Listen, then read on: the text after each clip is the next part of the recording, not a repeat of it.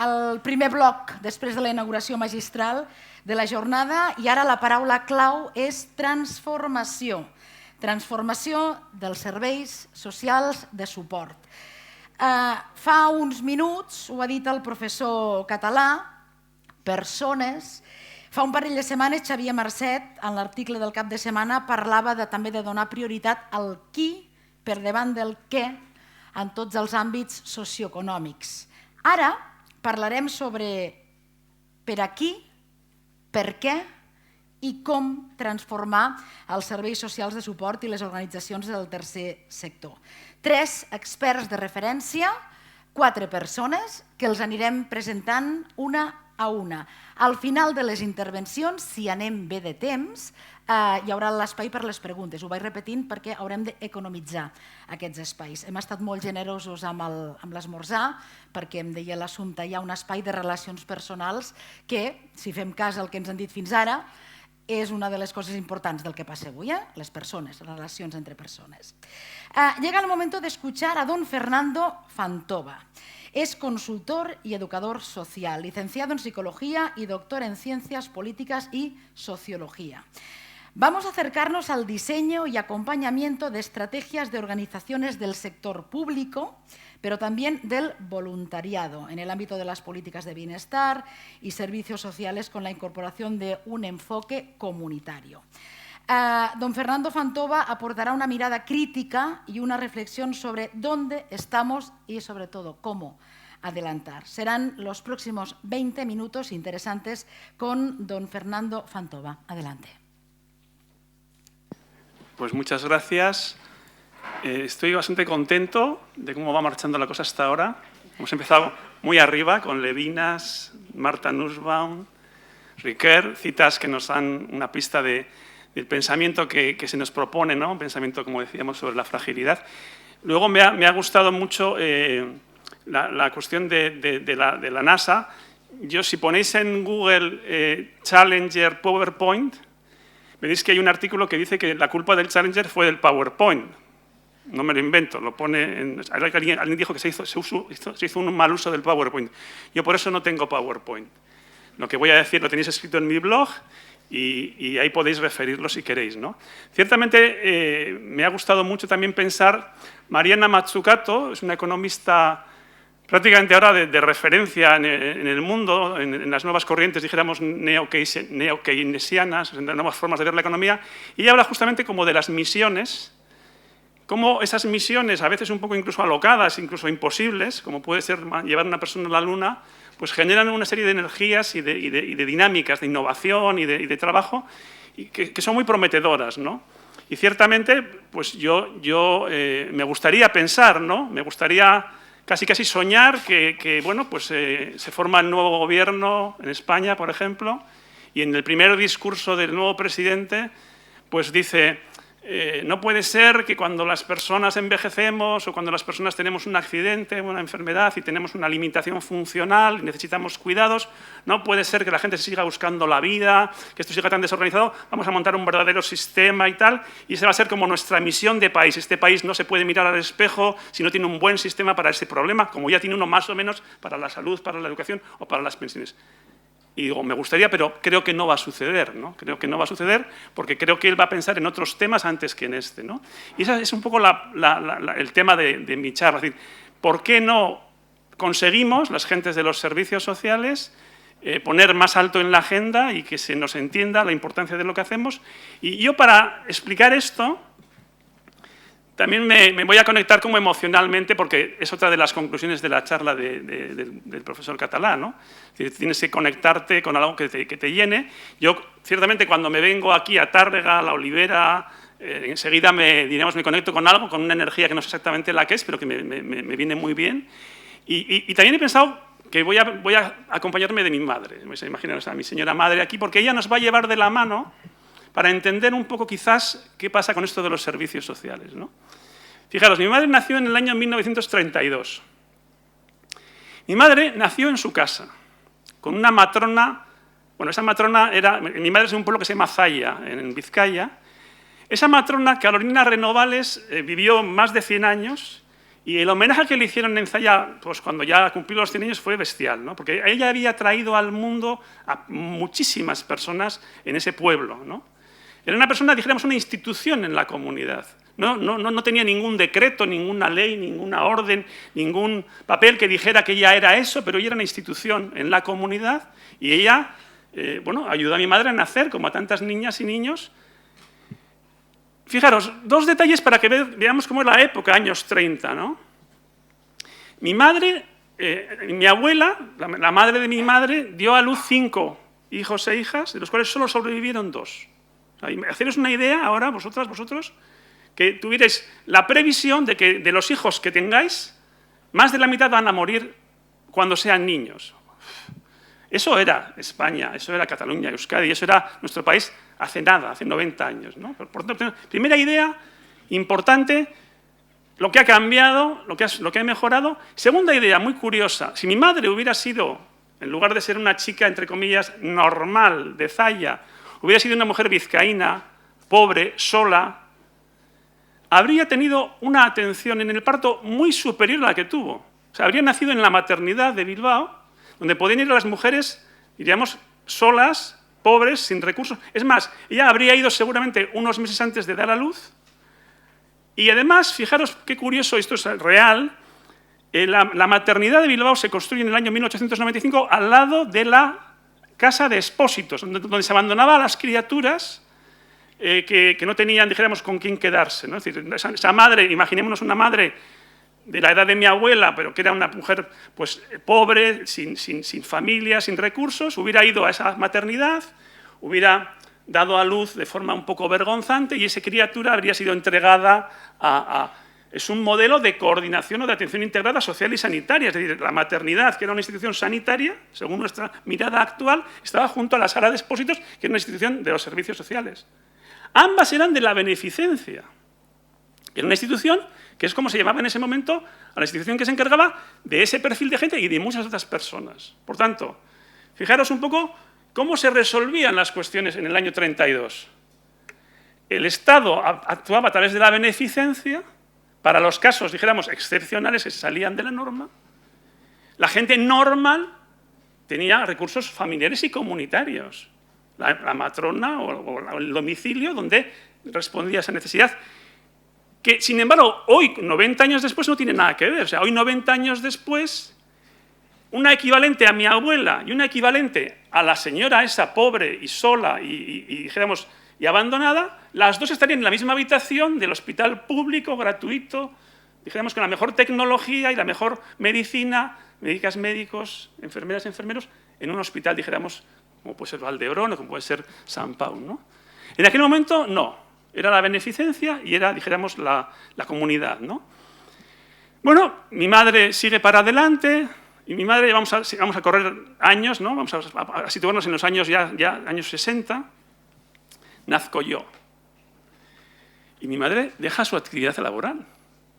La norma de género era, tienes un hijo, se acabó, ya daba clases de piano, tenía la carrera de piano, ingresaba por la carrera de piano y mi madre dejó su trabajo. Y en ese momento, diríamos,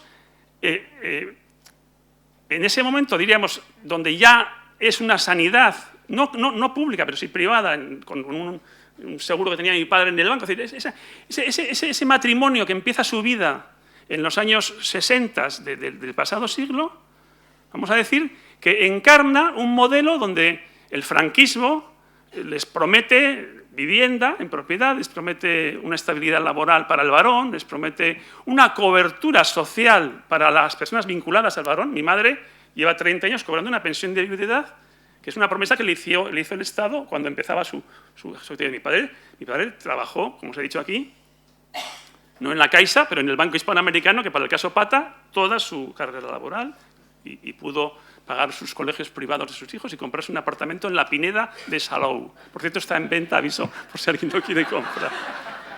Entonces, es decir, en esos años 60, mi madre, vamos a acompañarle en otro proceso. Tiene un hijo, un tercer hijo, yo soy el primero, segundo, tercero, con una discapacidad.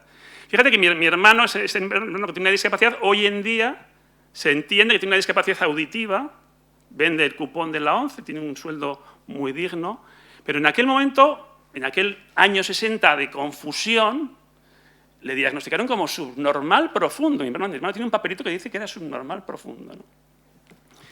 Bueno, esas personas que les decían, tú eres un subnormal profundo, tú eres un subnormal.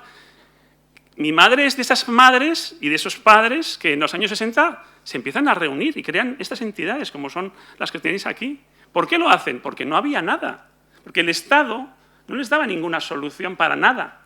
Entonces, ¿qué hace esta gente? Se junta y crea un movimiento social participativo. Yo he visto a mi madre hacer tortillas de patata, salir digamos, una hucha para hacer cuestaciones, organizar partidos de pelota a mano y ponen en marcha una asociación que de alguna manera es algo nuevo, no es la beneficencia que habíamos dicho, es algo un poco distinto, pero en el fondo es algo parecido en el sentido de que lo que hacen es gente que queda fuera de la sociedad, la recogen, ¿no? Bien, vamos a seguir andando en el tiempo y mi madre pues llega a la muerte de Franco, año 75, y cuando España decide hacer su Constitución, la Constitución es como la forma como de ordenar la situación del país, ¿no? Y cuentan las compañeras del Colegio de Trabajo Social, las trabajadoras sociales de la época, que estuvo a punto de aparecer en la Constitución la palabra beneficencia. Es decir, cuando la Constitución, sabéis que dice competencias exclusivas del Estado. Por ejemplo, la seguridad social se la quedó el Estado. Cuando nos paguen la pensión, nos las va a pagar el Estado español si no pasa nada que lo evite antes. La sanidad, la educación, la comunidad autónoma. Y cuando llegan al punto, finalmente consiguen las compañeras y otras gentes que no aparezca la palabra beneficencia, y aparece la palabra asistencia social. Y cuando se aprueba la primera ley autonómica sobre esa materia, que es la vasca, y es ley de servicios sociales. Fijaros que en muy pocos años, beneficencia, asistencia social, servicios sociales. Bueno, ¿y qué dice la Constitución? Que eso será competencia de las comunidades. Y en esos momentos se estructura de una manera muy clara, que es un trozo para los ayuntamientos y otro trozo para las diputaciones y comunidades autónomas. Y estas entidades, como la de mi madre, no las reemplazan, no las cierran, las incluyen en el sistema de alguna forma, financiándolas con subvenciones, con conciertos, con convenios, con contratos. Es decir, el sistema decide incorporar a los movimientos organizativos del tercer sector dentro de la estructura, ¿no? Bueno, y yo diría que empieza una época donde esas entidades van cambiando, ¿no? Es decir, cuando yo iba con 10, con 15 años a la sede de la asociación de mi madre, ahí estaban las madres plegando sobres y haciendo el trabajo voluntario, gratuito. 10 años después, ya años 80, 85, te encontrabas con gente pagada, profesional, gerentes, ya empezaba a haber alguna corbata que otra por allí, y empezaba a haber dinero público. Años 85, de hecho, el hijo de mi madre, que soy yo, mi primer empleo, año 85-86, es que me contrata esta asociación como psicólogo, como educador, como persona que trabaja en el tema del ocio. Y ha cambiado la estructura. Cuidado, estas entidades aparecen como entidades especializadas con financiación pública, ¿de acuerdo? Y lo siguen siendo hoy. Claro, hoy en día las entidades siguen dentro de esa estructura, pero yo me atrevo a decir que hago una especie como de flash, o sea, no sé cómo se llama cuando la película va hacia adelante, luego volveré atrás, ¿no? Pero cuando voy hacia adelante y digo, es verdad, hace 40 años el sector aceptó entrar a ese juego, porque el sector podría haber dicho, no, ya hemos cumplido nuestra misión, hemos reivindicado esto cuando no había un Estado democrático y ahora que se encargue el Estado como se va a encargar de la sanidad o de la educación, etc. No, en la educación se crearon las dos redes, concertada y pública, y aquí se creó esta estructura un poco más híbrida, ¿no? Yo me he puesto una cosa, y esto lo digo para el debate. Mañana cualquiera de las gerentes o los gerentes de las entidades que estáis aquí os llega una carta que dice, a partir del 1 de enero, en vez de recibir ustedes los fondos del Departamento de Servicios Sociales, los va a recibir del Departamento de Salud. 3 minutos tardaríais en adaptaros a esa situación. Quiere decir que no es verdad que estéis dentro de un sistema público de servicios sociales. Estáis dentro de un ámbito que que os da una financiación, pero llamarle a eso sistema, como puede ser el sistema educativo o el sanitario, dista un poco, ¿no? Por tanto, yo diría, primer elemento, estamos en un llamado sistema que tiene una legislación, que tiene unas estructuras, pero que tiene esa peculiaridad, la división entre la primaria municipal y la especializada, vamos a llamarle diputaciones o gobiernos autonómicos, y luego tiene la otra parte que sería el hecho de que la importancia del tercer sector y también de la iniciativa privada. Fijaros que cuando es el extraño caso del SAD, esto es un cuento de terror, ¿no? El SAD, Servicio de Ayuda a Domicilio, era así una vez un alcalde, de cualquier alcalde o alcaldesa de España, que le dijeron, oye, tenemos que hacer una cosa que es el servicio de ayuda a domicilio. Pues venga, hacedlo, joder, ya está bien, vamos a contratar 6 mujeres de aquí que estaban, vamos a contratarlas, venga, ya está. Entonces el alcalde se fue a dormir y cuando se despertó era el contrato más gordo de su ayuntamiento. Y Florentino lo quería para él. Ostras, ¿qué ha pasado aquí? O sea, ¿qué ha sucedido? O sea, esto que era una cosa pequeña, insignificante, que se lo contratábamos unas mujeres que eran usuarios incluso de los servicios sociales vulnerables y lo resolvíamos, ahora se ha convertido en mi contrato más gordo, incluso más gordo que el de la basura. Y lo quiere Florentino. Y Florentino llama a no sé quién de mi partido y le dice, firmes. Esto es a lo que le llamamos el sistema de servicios sociales, esta mezcla de tercer sector, florentinos, ayuntamientos y gobiernos y tal, ¿no? Y llegamos mi madre sigue viviendo y llegamos al año 2005, 2006 y llegamos a la famosa ley de dependencia, ¿no? Bueno, ¿qué hicimos con la ley de dependencia? Creímos que era nuestro momento. 2006 ley de dependencia, 2008 nuevas leyes de servicios sociales, precisamente País Vasco, Cataluña. Dijimos, es fácil. Cojamos un trozo de los servicios sociales, el trozo este que tiene que ver con los cuidados de larga duración, centros de día, residencias, ayuda a domicilio y tal, y declarémoslo un derecho universal y pongamos pasta. Y sucederá. Pero no ha sucedido. O sea, estamos en el 2023 y no ha sucedido. Y yo creo que no ha sido solo o fundamentalmente porque ha habido una crisis de las Lehman Brothers, otra crisis de la pandemia, otra crisis de Ucrania, no. Yo creo que hay algo ahí que no hemos hecho bien, o sea, que no hemos visto bien la jugada, de alguna forma. Y ahí lo uno con lo que estábamos diciendo, es decir, el tercer sector de acción social y específicamente el de la discapacidad intelectual todavía está en eso, en que si le llama mañana el presidente y le dice vas a cobrar de salud, no le pasaría nada, no se le movería una pestaña, ¿no? Entonces, estamos en una situación, y me quedan 3 minutitos para cubrir los 20 que me han dado, donde, por una parte, el modelo, diríamos, el modelo que nos dimos en el 75-80, ese modelo de los servicios sociales, llámese ayuntamientos, llámese tercer sector, nos ocuparemos de todo lo que se salga del dibujo, lo que salga un poco fuera, seremos como esa última red. Ese modelo no acaba de encajar bien, no acaba de funcionar bien, hay situaciones, hay cosas que están universalizadas y funcionan bien universalmente, otras no, y al final nos coloca en un sitio donde estar a rebufo de que educación o empleo o la economía expulsen gente o que surja un nuevo problema social X y tengamos que recogerlo todo siempre, como hemos cogido el SIDA, como hemos cogido las drogas, como hemos cogido... Pues es un sitio un poco malo para estar en una sociedad catastrófica.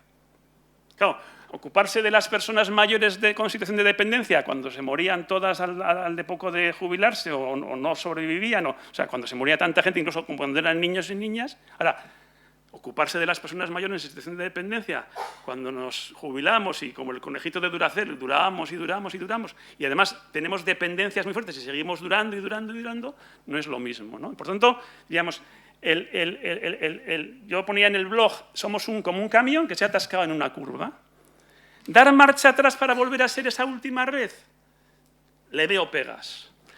Avanzar para universalizarnos, pues también está complicado. Porque realmente no tenemos una propulsión de las masas populares gritando en la calle, queremos unos servicios sociales universales, que nos cobren más impuestos, que nos pongan impuestos de sucesiones, impuestos a los bienes inmuebles vacíos, viviendas vacías. No, la gente dice, no, yo quiero tener mi vivienda, quiero alquiler turístico, no quiero que me cobren cuando se muere mi padre, quiero pagar menos impuestos y luego quiero que montéis un estado de bienestar porque yo no le quiero cuidar a mi padre o a mi madre. Uy, qué lío. Tenemos un problema de contrato social, ¿no? Y por tanto, yo diría, mi mensaje final con el que quiero terminar, y luego, digamos, el resto lo leéis en el blog y tal, si queréis añadir cosas o bibliografía y tal, es el tercer sector de acción social, de la discapacidad o de lo que sea, tiene un problema, dijéramos, de tamaño NASA, vamos a decir, ¿no? De tamaño de grande, los grandes, ¿no? En el sentido de que una tentación es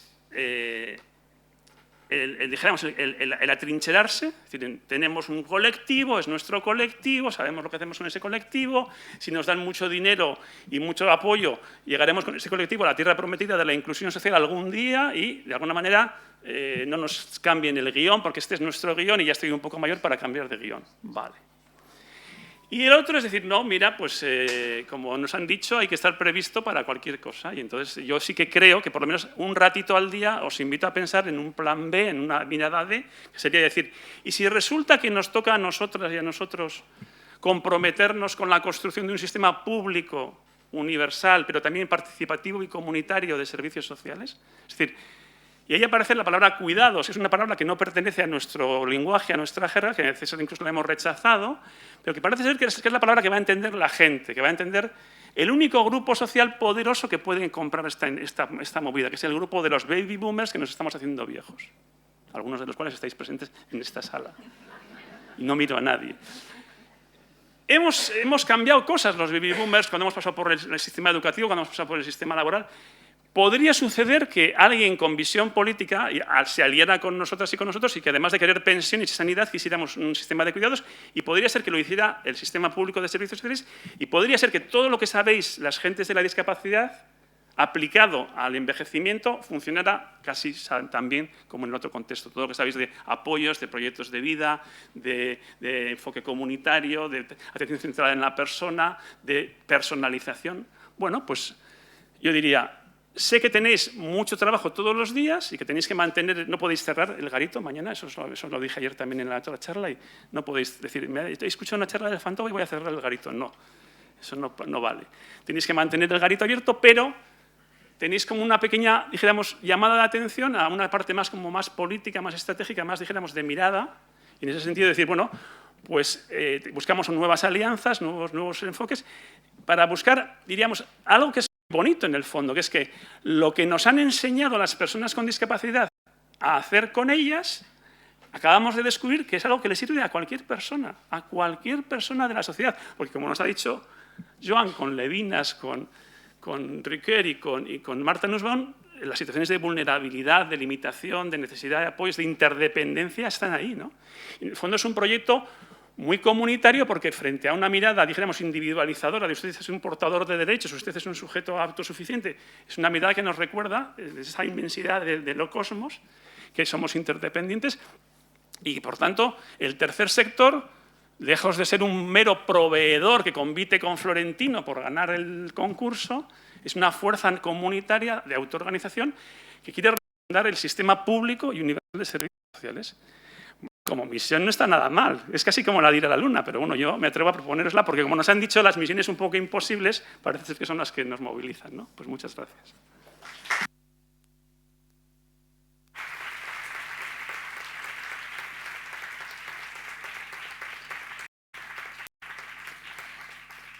Baby Boomers nos ha llamado.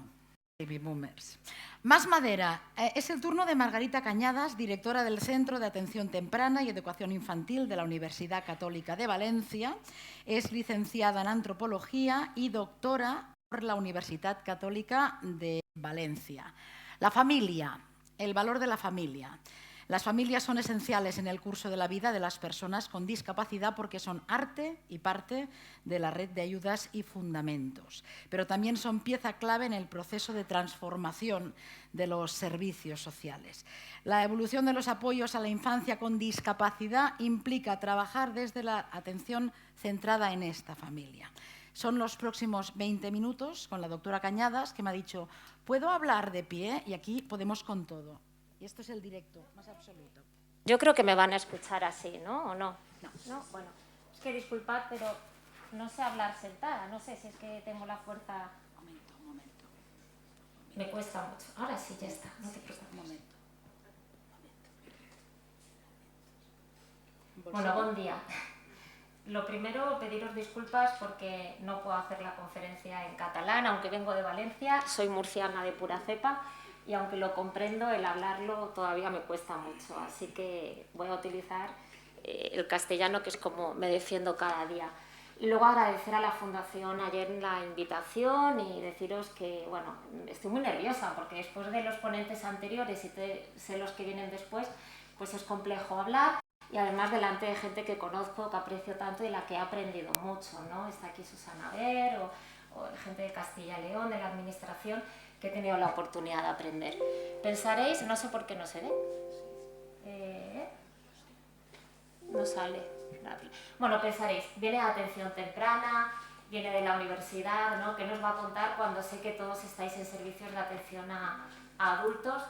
Y espero que a lo largo de la charla lo vayáis entendiendo un poco, que es cierto que vengo de atención temprana y de la universidad, donde dentro de la universidad tenemos servicios de apoyo a personas con discapacidad.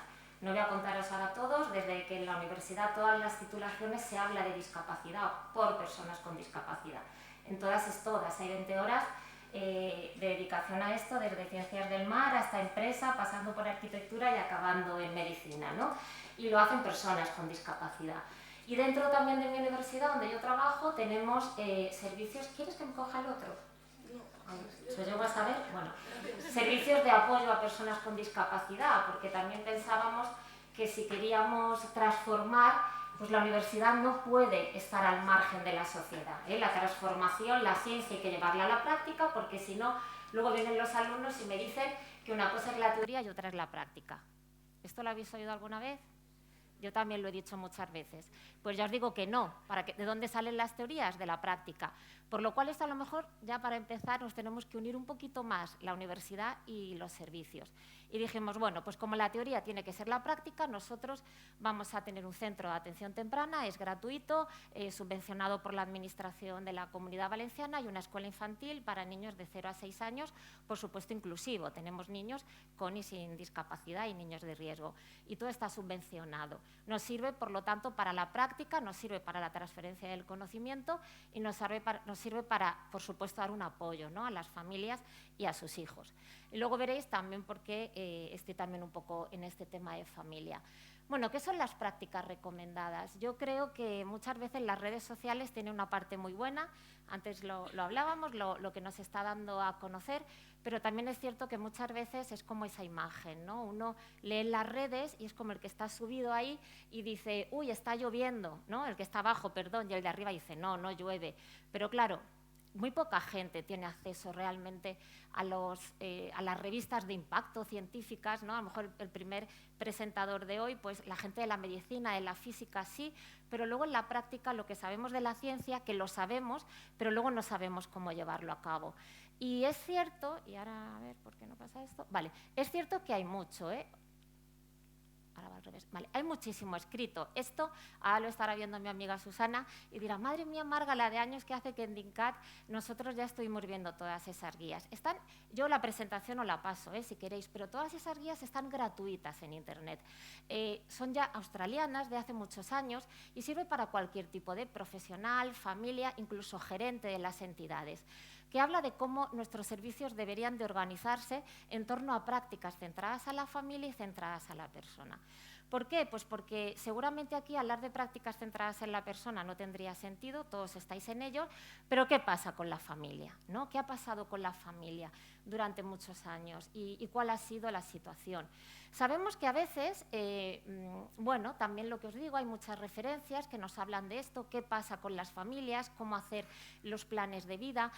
Los otros eran documentos más antiguos, esto creo que a lo mejor lo conocéis, son los últimos documentos, materiales que han salido sobre cómo hacer planes individualizados para los proyectos de vida de las familias y sus hijos con discapacidad. Y lo que sabemos que la ciencia nos está diciendo es que la mayoría de las personas con discapacidad, sobre todo si es intelectual o del desarrollo, conviven en familia. Bueno, todos, y no nos quedemos con familia solo papá o mamá. Son las personas con las que pasamos nuestra vida. Hay algunas que pueden estar viviendo en residencias. Nosotros en atención temprana tenemos niños que viven en casas de acogida o los vecinos del barrio, ¿no?, que están a mi alrededor si soy una persona mayor que no tengo a lo mejor familiares directos. Por lo tanto, el concepto familia no nos quedemos solo de hablar de padre o madre. ¿Qué pasa muchas veces en las entidades? Estas son frases que yo he recogido de grupos que hacemos a veces de padres y de profesionales. Mirad, algo que ocurre es que hay entidades donde los profesionales se quejan de que los padres no colaboran. Piden, pero no colaboran. Os pongo un ejemplo. Ahora llega el verano, ya verás cuando volvamos. Todo lo que han aprendido, tanto que me decían la dieta, ¿no?, el tema de la alimentación, ya ahora verás cuando llegue septiembre, ya verás tú, ¿no?, cómo vuelven. ¿No? O a nosotros se nos exige mucho, pero luego en el día a día no les dejan hacer nada. O parece que les da igual, ¿no?, cosas así, que ocurre.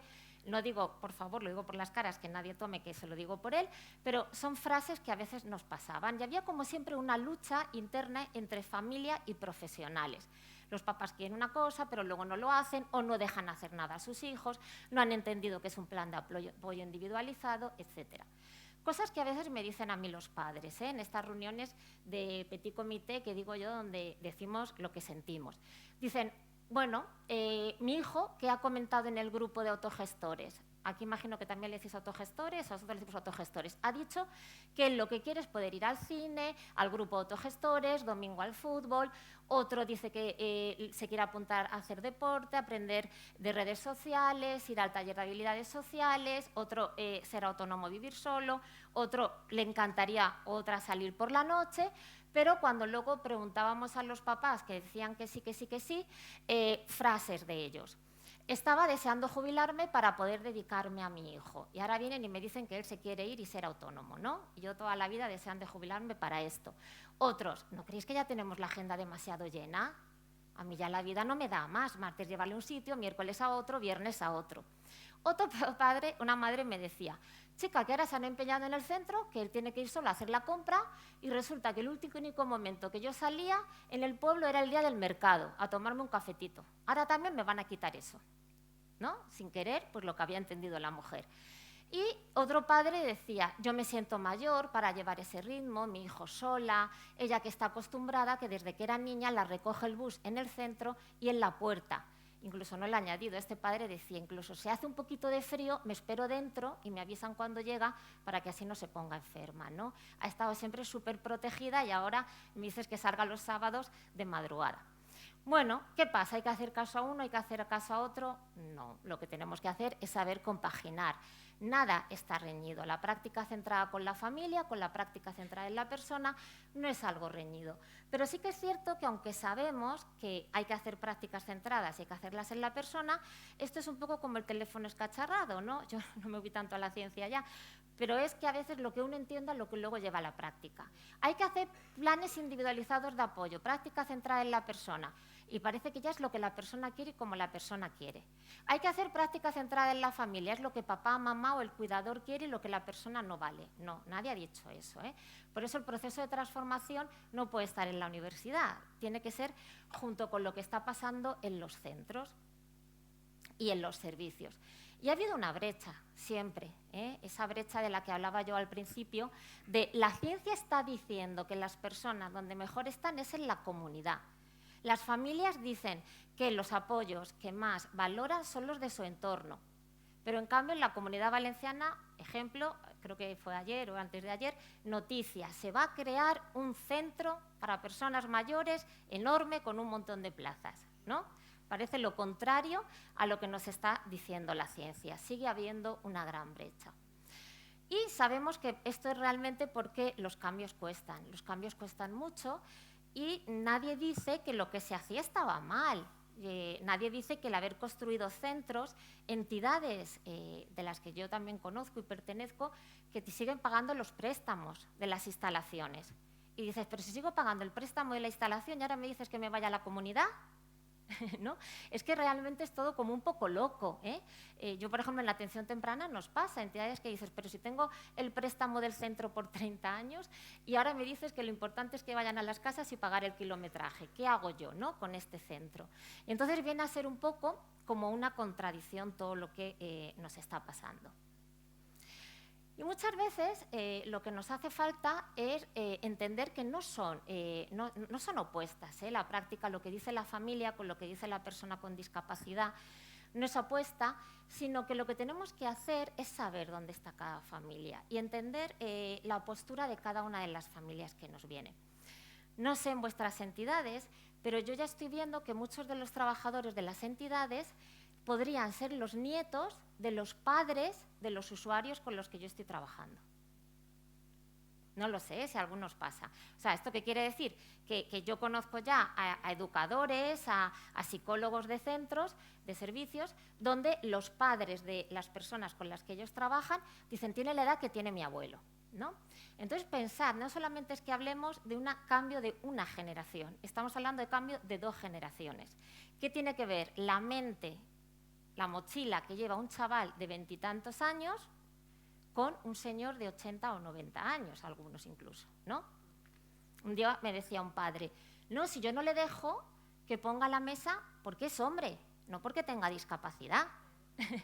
Era su mente de antes.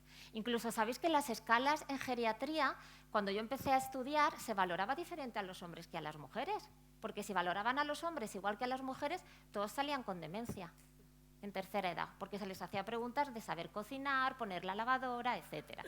Os reís, pero esto es cierto, en cosas que aprendimos. Eso, por suerte, hoy va cambiando. Y nos damos cuenta que sabemos que nuestro trabajo tiene que ser centrado en la familia, la importancia del contexto, el entorno natural, las rutinas, el trabajo en la comunidad como transformación. Sabemos, y aquí voy a hablaros un poquito simplemente de cómo aprendemos todos, los niños y los adultos, sabemos perfectamente que donde más nos desarrollamos es con nuestros cuidadores, por muchas horas de terapias que hagamos, por muchas, donde más aprendemos y donde más somos capaces de interiorizar y generalizar es en el contexto, pero a pesar de eso, bueno, pues parece que seguimos pensando que la hora, y aquí me voy ya a la atención temprana, la hora que a veces hacemos con un niño va a ser maravillosa. Ese es Ezequiel, un niño con el que yo trabajo. Sin darnos cuenta que, en cambio, ese trabajo de una hora mía, la ciencia demuestra, y cada día más, desde los años 70 no ha cambiado la ciencia, que si yo, en lugar de trabajar con un niño en una sala, me voy al contexto donde está el niño y su familia, se multiplica por 84 las oportunidades de aprendizaje. Es tan sencillo como que si yo a un niño le enseño a señalar, pero luego sale por la puerta y no tiene oportunidad de señalar porque los papás se lo dan todo. ¿Qué sentido tiene? Por lo tanto, lo importante era ir a la comunidad. ¿Qué ocurre? Que muchas de vuestras familias, que son ahora adultos, vivieron una infancia, una atención temprana, todo lo contrario. Tuvieron que ir a centros donde incluso dejaban a su hijo, a veces ni entraban ellos, y el profesional en atención temprana les decía lo que tienen que hacer.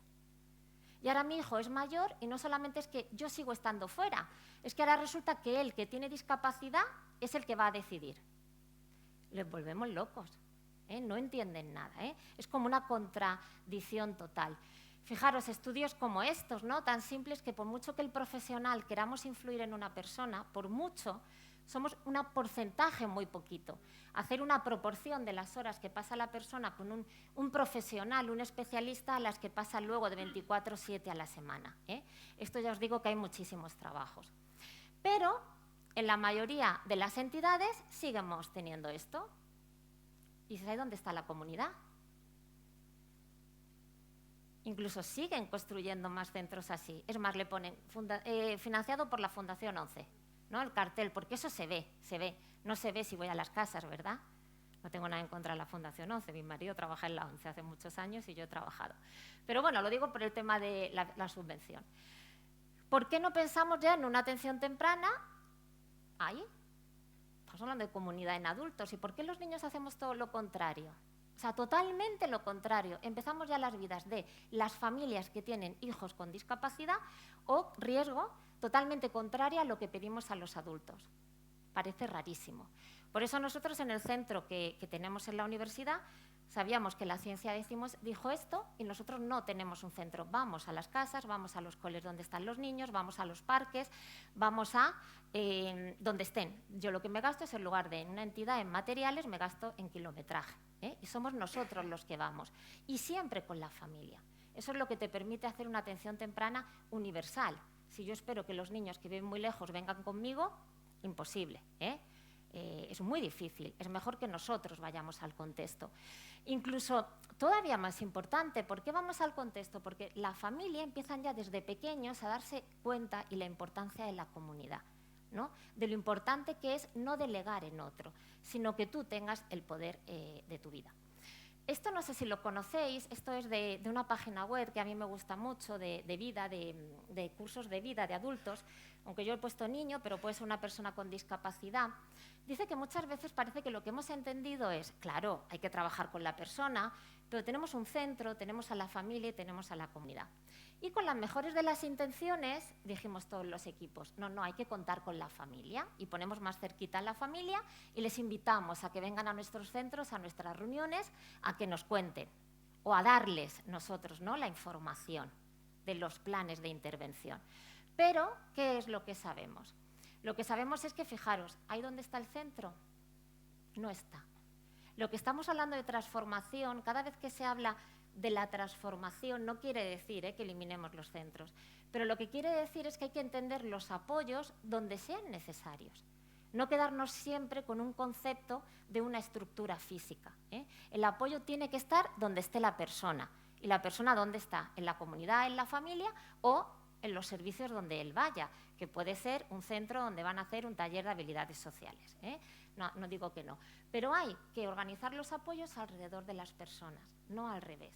No hacer un centro donde ellos vayan. Y si algo sabemos, y es ya también de hace años, es que el proceso de desarrollar e implementar un plan de apoyos junto a la familia es más importante que el producto, siempre con la familia. ¿Por qué dice que es más importante que el producto?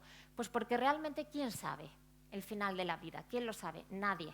Nadie, tengan o no discapacidad, eso es imaginar lo que puede pasar, puede ocurrir que un padre de momento venga un cáncer, venga una situación inesperada, etcétera. El resultado no lo sabemos, pero sí que sabemos el proceso y por eso hay que desarrollarlo siempre juntos.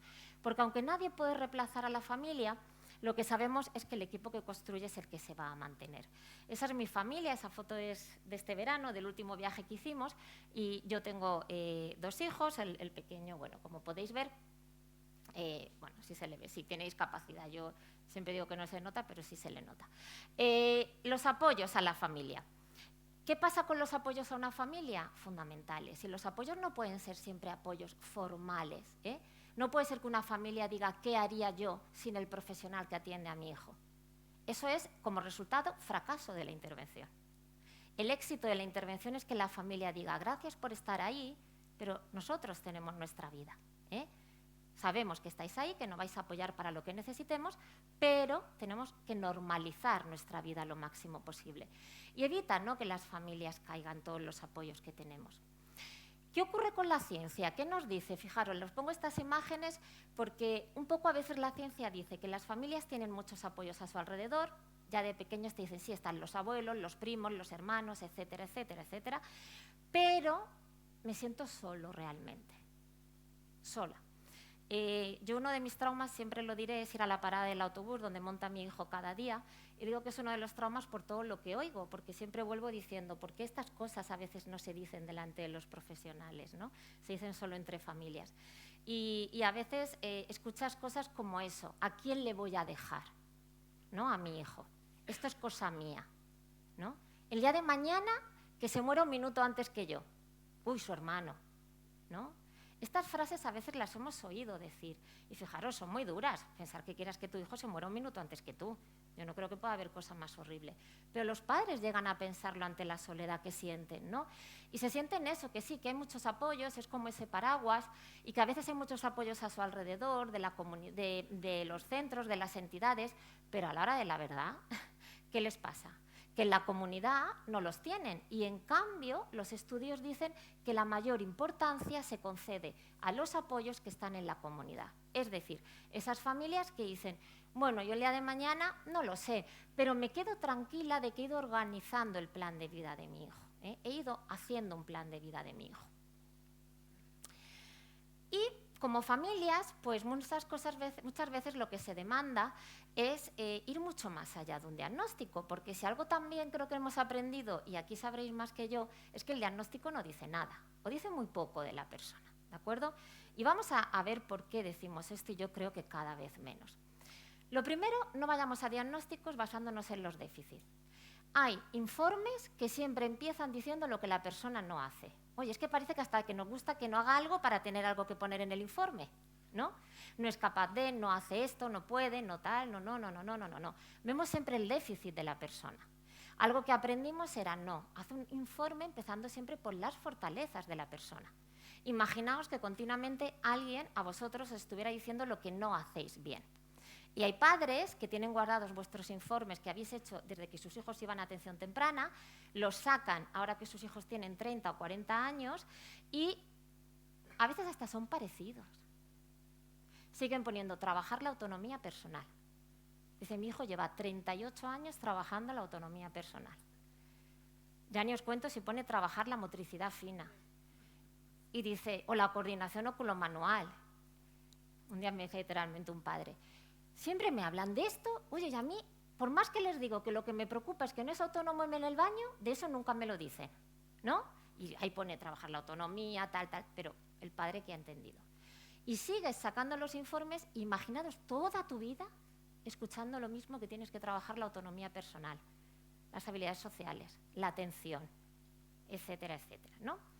Bueno, realmente estas imágenes os las pongo porque fijaros el cambio de mirada. Este niño es el que no hace a eso que es de una enfermera que en Estados Unidos en Halloween los viste de superhéroes y dice, sí, están aquí, pero están luchando por vivir, ¿no? Ver la parte positiva es muy diferente para la familia. Una actividad que yo a veces hago con padres, en grupo de padres, es decir rápidamente algo bueno de vuestros hijos. A algunos les cuesta y a otros les cambia la cara de alegría, ¿no? Porque dice, nunca habíamos pensado algo bueno de mi hijo para estar reforzando. Porque cuando quedo en las reuniones hablamos de lo que no hace. Otra cosa, deshagámonos de falsas creencias. Las familias no son de hierro, por mucho que creamos a veces las frases esa de ¡buah, cómo te admiro! Esto me da mucha rabia cuando dicen, es una madre que puede con todo. ¡Qué valiente eres! Olvidaros, esto no es así. Todos necesitamos apoyos. Yo la imagen que intento tener siempre en la mente es esta. Imaginaros a esa madre y que encima le ponemos otra bolsa más de tareas para casa. Otra bolsa, ¿no? Y la mayoría se sienten así, que ya no pueden porque tienen más hijos, tienen un trabajo. Así pasa, que vienen a atención temprana y ya te dicen, voy a dejar de trabajar. ¿Es porque quieres? No, es porque ha nacido mi hijo. Dices, ¿por dónde hay que empezar la inclusión? Yo siempre recuerdo un taller en el ministerio que era hablar de mujer e inclusión. Y ese día yo empecé a decir, mujer con discapacidad e inclusión. Y yo dije, empecemos a hablar de familias que tienen hijos con discapacidad e inclusión. ¿Qué inclusión es que nace tu hijo y te dicen que tienes que ir lunes y miércoles de 10 a 11 a un centro de atención temprana? ¿Qué haces? Si yo digo eso en la universidad, al final me despiden. ¿O cómo me organizo? ¿O digo a mitad de clase que me voy? ¿Qué estamos haciendo ya con las familias nada más nacer sus hijos? A ver qué abuelo puede llevarles, a quién les pago, ya, pero es que lo importante es que estemos nosotros. Por lo tanto, sin querer, ya estamos haciendo una exclusión de esas familias. Con los años, ¿qué ocurre? Pues eso, ¿no? Que te encuentras normalmente con madres que te dicen, bueno, es que yo ya no podía más. Quedaros con esa imagen. En esa imagen no quiere que le quitéis nada, pero a lo mejor que le ayudéis, ¿no?, a organizar esa vida. Y bueno, lo importante es saber qué conocemos de la familia, porque lo que conocemos es muy poquito, voy a ir rápido que hablo mucho, y en cambio ignoramos mucho. Yo siempre digo que los profesionales tenemos que tener un rol de aprendiz, libre de prejuicios y no poner etiquetas. Es que este padre no colabora, no acepta, no puede, no quiere, qué buen padre, Olvidémonos de eso. Pero qué difícil, ¿cierto? Qué difícil porque ¿qué pasa muchas veces? Nos volvemos locos haciendo diagnósticos, no hace falta que lo leáis, simplemente era por daros detalles. Mi hijo, yo lo adopté cuando tenía 2 años, él venía al centro de atención temprana donde yo trabajo, estaba en una casa de acogida, bueno, que os podéis imaginar, ¿no? Era difícil de que fuera un niño adoptable y, bueno, nosotros decidimos adoptarlo. Si empezamos a los papeles, cuando yo lo conocí a Manuel, era un retraso psicomotor global, nos autorizaban a llevárnoslos por madre toxicómana, vivía en un coche, todas estas cosas que os podéis imaginar. Esa es la primera imagen que yo tengo de mi hijo, además fue literal, entrando por la puerta del centro donde trabajo como directora y él entraba que venía de la casa de acogida. A mi hijo le han hecho un montón de pruebas. El hijo de Marga, claro, eran mis compañeros. Vamos a ver lo que tiene, como si aquello nos fuera a dar el resultado. Y tenemos un montón de diagnósticos. En la Merry Palmer, todos los percentiles habidos y por haber, todas las puntuaciones habidas y por haber. Hasta nos hicieron ese gráfico, oye, que un poco más se entiende. Mi hijo era moderadamente autista. Conclusión, llega un neuropediatra, mi hijo tenía unas estereotipias muy grandes, con el tiempo no eran crisis epilépticas, era autoestimulación, pero el neuropediatra, por si acaso, dice, le voy a dar Risperdal. Yo nunca se lo di, ya lo digo. Conclusión, a los 7 años, cuando Manuel ya llevaba con nosotros 5 años, yo empecé a ver que las orejillas las tenía un poco grandes y digo, yo creo que esto parece un síndrome. Efectivamente, salió que tenía X frágil y a fecha de hoy pues tiene un trastorno del desarrollo por crosomatía sexual, tiene un 40% de discapacidad, grado 3, nivel 2. Conclusión, si yo ahora, mañana, me traslado a vivir aquí y os dejo a Manuel, yo traigo todo ese paquete de informes, pregunta, ¿qué haríais con él? ¿Qué le gusta? ¿Con quién le gusta estar? ¿Cuáles son sus actividades preferidas? ¿Qué le hace feliz? ¿Cómo demanda atención? ¿Qué se esfuerza por hacer? ¿Qué le molesta? Etcétera, etcétera. ¿Os ha dicho algo todos esos informes? ¿No? Voy a poneros simplemente unas imágenes de cuando era más pequeño y todo. ¿Podríais darme ya alguna respuesta más a todo lo que hemos hablado? Simplemente con conocerlo dónde, en su contexto, o preguntando, ¿no?, a alguien que le conoce. Es más, yo por un experimento, no es un experimento, este es mi hijo, su novia, y en un congreso que tuvimos, Miguel Ángel Verdugo me pedía que habláramos de él. Hola, yo soy Álvaro, el hermano de Manuel. Y yo soy Ariana, la novia de Álvaro. Bueno, como cosas buenas o virtudes sobre Manuel, es que es un chico muy inteligente y muy listo cuando quiere conseguir algo. Y también que conmigo como hermano siempre pregunta por mí, siempre quiere jugar conmigo, es muy cariñoso, etc. Es un chico muy atento en general también, porque si te ve mal va a ir a preguntarte cómo estás, qué es lo que te pasa, y hasta que no se lo digas no va a parar porque quiere verte bien. Y otra cosa también sería que es súper gracioso y con él no nos aburrimos nunca.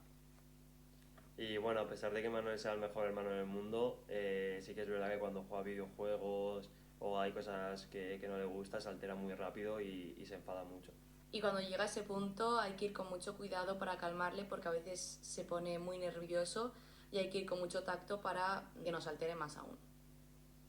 Bueno, yo creo que ni mi hijo sabría deciros qué diagnóstico tiene su hermano, mucho menos el porcentaje de discapacidad, bueno, y su novia ya que os voy a contar, ¿eh?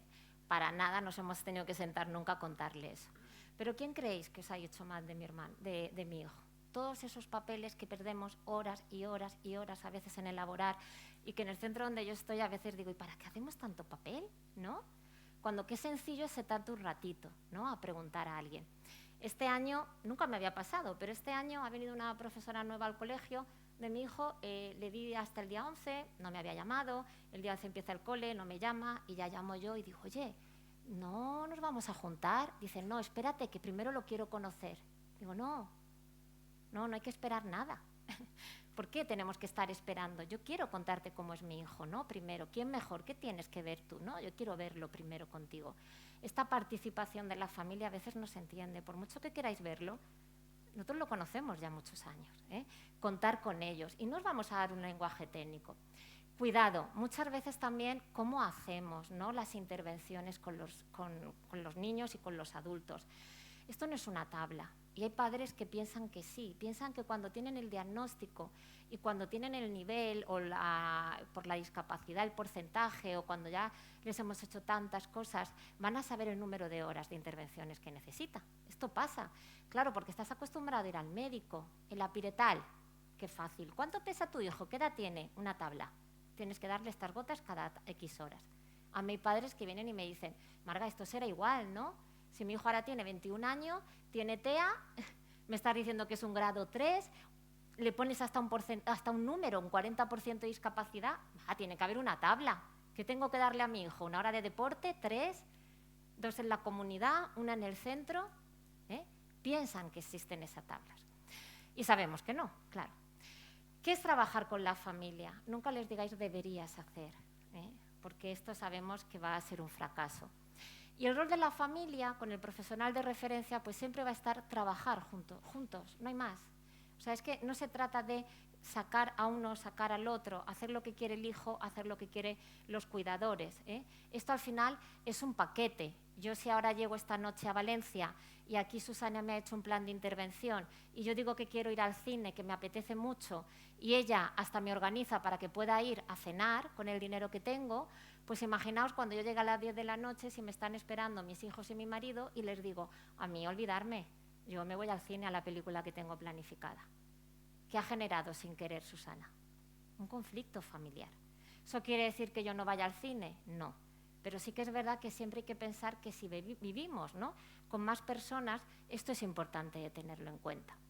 El objetivo de los profesionales nunca es ser una estrella. Tenemos que ayudar a las familias a que sean las estrellas de sus vidas.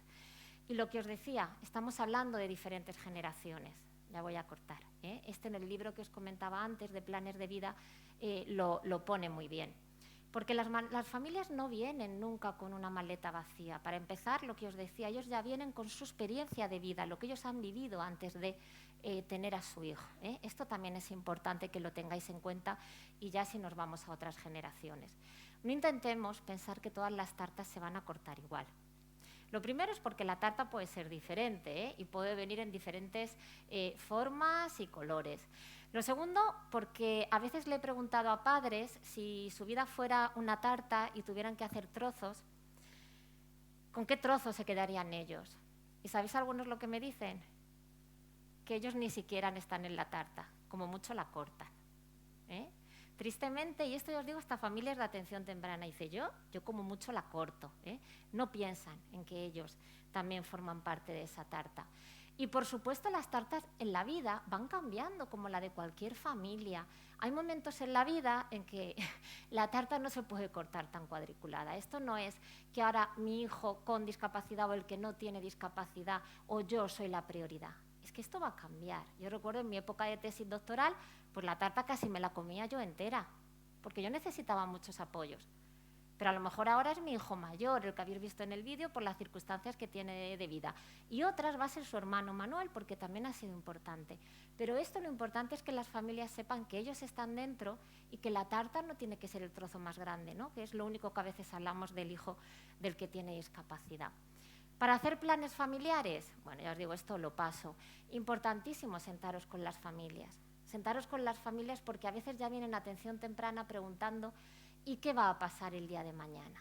¿No? ¿Qué va a pasar el día de mañana? Y acaban de llegar con sus hijos. La semana pasada unos papás, un niño que había nacido 3 semanas, ¿no?, tenía el bebé. Y ya te dicen, Marga, ¿tú crees que el día de mañana podré ir a la escuela?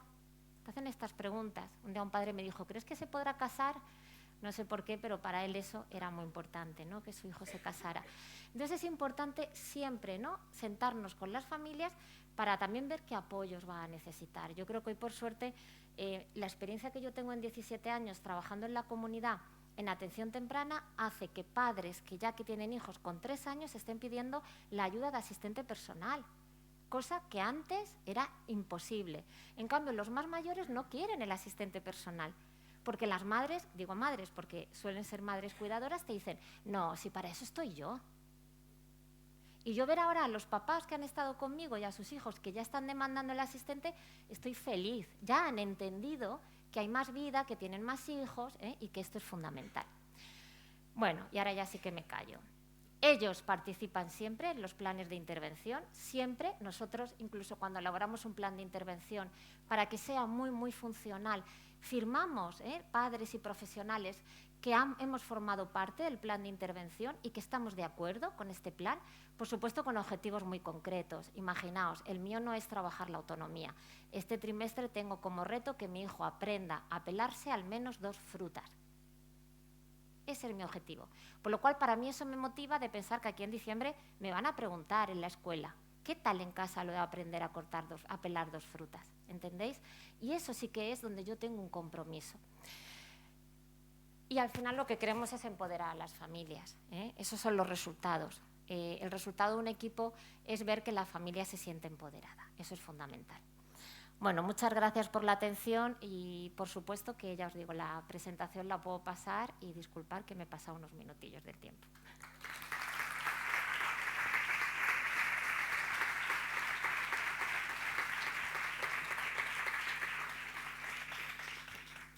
Tercera voz y cuarta voz es Esther Ortega, acompañada de Mariló Velázquez. Esther Ortega es la directora de la Fundación Tuya, licenciada en Derecho, en Desarrollo de Organizaciones por la CUNEF. Hace algunos años, en un taller de las últimas jornadas de AYEM, lanzó al aire y a las conciencias una afirmación: la vida es buena. La buena vida es para hoy y no valen excusas. Empezar el cambio, cambiando pequeñas cosas. Focalizamos ahora en los tipos de apoyos que se ofrecen y en cómo acompañar a personas vulnerables, porque el objetivo está claro: les debemos una vida interesante y buena. Adelante, Esther. Mariló, adelante. Muchas gracias. Bueno, las gracias, os doy las gracias, pero también os tengo que decir que yo estoy pasando un rato muy malo, ¿no? Pero porque no es un sitio donde... o sea, yo no sé si voy a conseguir explicar lo que traigo para decir, ¿no? Entonces lo voy a intentar, pero no sé si lo conseguiré. Lo primero, o sea, es darle las gracias a Mariló. Mariló viene como persona de apoyo mía, porque la que tiene el ego y la que está nerviosa soy yo. Ella está absolutamente tranquila, ella es la que me da la serenidad para estar aquí.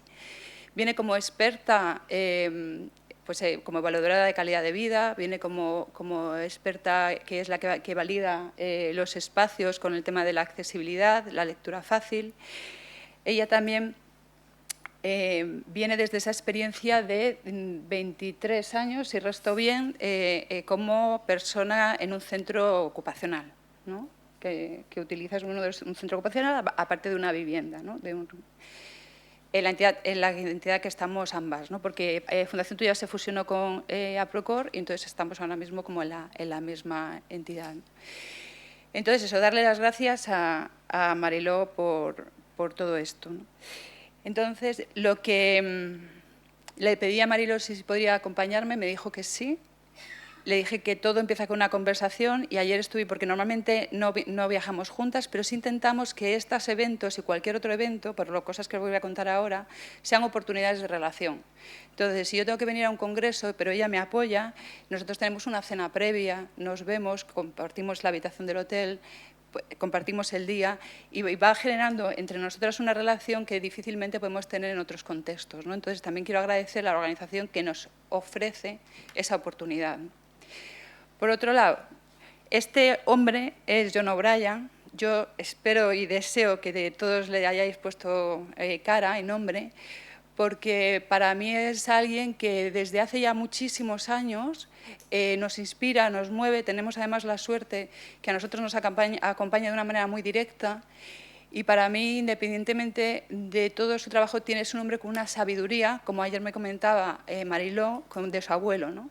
O sea, hay gente que a lo largo de la vida va acumulando saber, ¿no? y conocimiento. Entonces, para mí, John O'Brien, también como experto en este ámbito, yo creo que genera una luz muy importante, ¿no? Voy a adelantar una polémica, pero solo la dejo ahí, porque a veces si no nos incomodamos, no avanzamos. Este hombre tiene esto se está grabando, ¿no? Bueno, pero tiene una oposición tajante a Robert Solow, ¿vale? En cuanto a concepto. John O'Brien, él nos habla de que necesitamos un nuevo estilo de relaciones, ¿no? Y él habla de ese Big One, o sea, que lo que ahora mismo realmente nos importa es poder generar esos vínculos, ¿no? Esa manera de vincularnos de otra forma. Y él hace muchos años, hay un libro que se llama Pathfinder, que es construcción. Él habla de comunidades que funcionan bien para todas las personas. Está escrito junto con Beth Mount, que es otra de las personas que tenemos la suerte de trabajar con ella. Él siempre nos decía, nuestro trabajo consiste en generar esas comunidades que funcionen bien para todas las personas. Yo os tengo que confesar que cuando él nos decía esto, yo como persona profesional trabajando en una entidad de personas con discapacidad intelectual no era capaz de interiorizar cómo hacía ese salto, porque no sabía. Y he pasado mucho tiempo intentando encontrar cuál era la manera, ¿no? Como todo va avanzando y se va moviendo, yo creo que ya empezamos a entenderlo y empezamos a encontrar otros caminos de la mano de mucha otra gente, como muchos de aquí que ya lo estáis haciendo desde hace tiempo, donde nuestro trabajo tiene que ver con eso, ¿no? Con cómo generamos esas comunidades en que todos somos importantes unos para otros. Entonces, aquí hay un giro. No sé por eso digo, no sé si yo voy a conseguirlo explicar, ¿no? Creo profundamente en lo que hay detrás, pero en este formato de 20 minutos de intentar explicarlo, yo no tengo esa habilidad, ¿no? Pero, bueno, entonces, haciendo un poco contexto para entenderlo, cuando se generó esa contratación que nos iba contando Fernando, pues lo que ocurre es que fue un avance en ese momento, pero lo que hicimos de manera inconsciente es que con unos autobuses específicos fuimos recogiendo por la ciudad, por la comarca, a algunas personas que tenían una variable, ¿no? En nuestra interseccionalidad nos fijamos en una variable, ¿no? Entonces, a todas esas personas que detectamos con esas variables, pues las recogimos, las juntamos y las llevamos a un centro. Esto, yo he sido partícipe de esta situación y además hicimos todo lo mejor que pudimos hacer, ¿eh? Quiero decir que esto, con todo el agradecimiento a aquella época. La cuestión es si seguimos haciendo lo mismo que hacíamos cuando ahora sabemos mucho más y tenemos otras experiencias, a lo mejor algo no está funcionando. Entonces hicimos como ese recorrido. Luego nos fuimos dando cuenta que, hombre, también pues se podía salir un poquito, no hacía falta estar todo el rato dentro del centro, ¿no? Y yo me fui de vacaciones con un autobús entero que desembarcabas en la playa y pues que éramos 35. No sé si alguno de aquí habéis estado en esos viajes de 35 personas o más, bajando a una playa, todos de golpe, ¿no?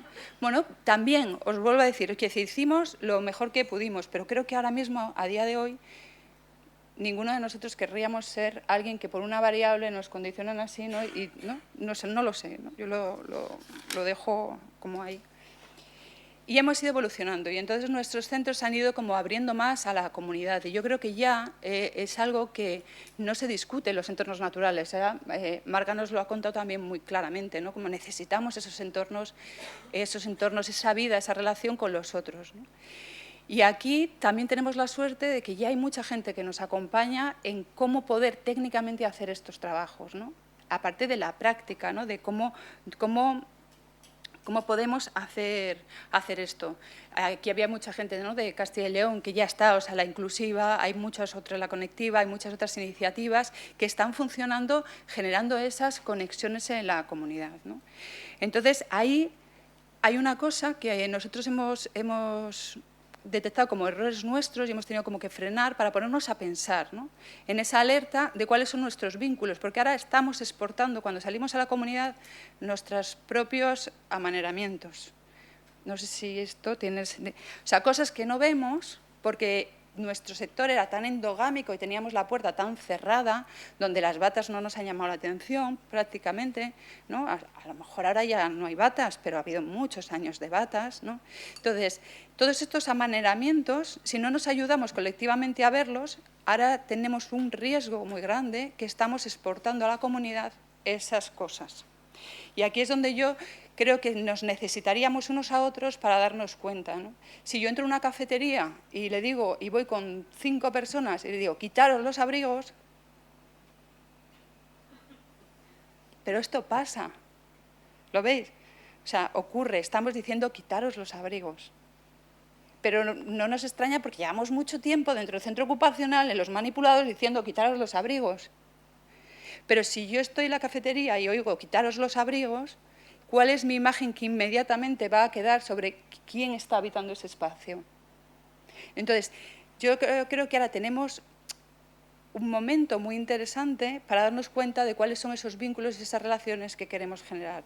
O sea, no es solo estar en la comunidad, sino cómo estamos y desde dónde estamos, ¿no? Y para eso, a lo mejor, ahora necesitamos también alimentar esa condición interna, que es lo que nos dice John O'Brien, ¿no? La condición interna, desde donde hacemos lo que hacemos, es lo que va a darle una cualificación, un sentido completamente distinto a lo que estamos haciendo. No sé que esto tiene que ver, porque ha salido cuando Catalá hablaba del liderazgo personal, ¿no? O sea, ahí hay algo, esta condición interna hace muchos años, en el trabajo yo nunca la he visto que se pusiera en cuestión, era la condición técnica, teníamos que saber cosas, ¿no? Pero ahora puede ser que llegue el momento que tengamos que alimentar eso. ¿Y cómo lo alimentamos y desde dónde? Y también pues, tenemos la suerte que ya tenemos muchas técnicas y muchas maneras de darle sentido a esa condición interna que emerge y que va a generar como otras situaciones, ¿no? Entonces estaríamos en ese cuarto punto a futuro que tendría que ver con esa construcción de comunidad. Porque decía, creo que Saura esta mañana, ¿no? Hemos vaciado el concepto de comunidad. Ya no existe la comunidad. Pero yo sinceramente creo que nuestras organizaciones estarían muy bien posicionadas para alentar, para activar ese concepto de comunidad. Porque en cuanto nos diéramos cuenta de esa interdependencia, de ese cuidado de proximidad, de esas relaciones, encontraríamos ahí una cualidad y una infinitamente mayor que la que técnicamente podemos dar desde otro sitio. No sé si tiene un poco.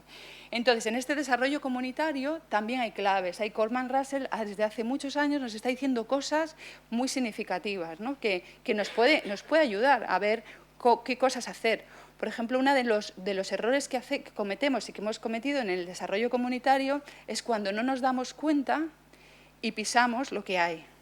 Por ejemplo, si hay un bloque de vecinos que en verano tiene piscina en la comunitaria y resulta que las madres, porque sigue siendo así, por mucho que hayamos evolucionado y ya se pueda firmar en el banco, pero son las madres las que se encargan de los hijos pequeños que en verano no tienen clase, entonces entre ellas se organizan para que haya actividades o para que si una madre tiene que trabajar, pues se están cuidando de los niños en verano en el bloque de pisos, ¿no?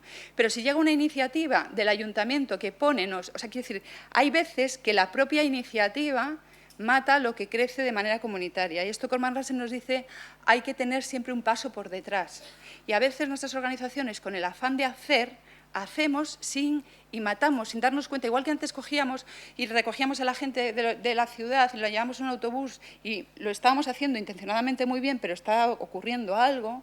Yo creo que ahora tenemos el riesgo que nuestra presencia cuando tenemos mucha energía y no contamos con el tejido comunitario que existe, que emerge, lo podemos eliminar sin darnos cuenta. Entonces, cuando nosotros ya nos retiramos porque se nos acaba la subvención, porque no sigue el proyecto, porque hemos pegado otro giro, aquello se queda despoblado, que es un poco lo que ha ido pasando con ese sentido comunitario. Por eso nos ha ido ocurriendo esto, ¿no?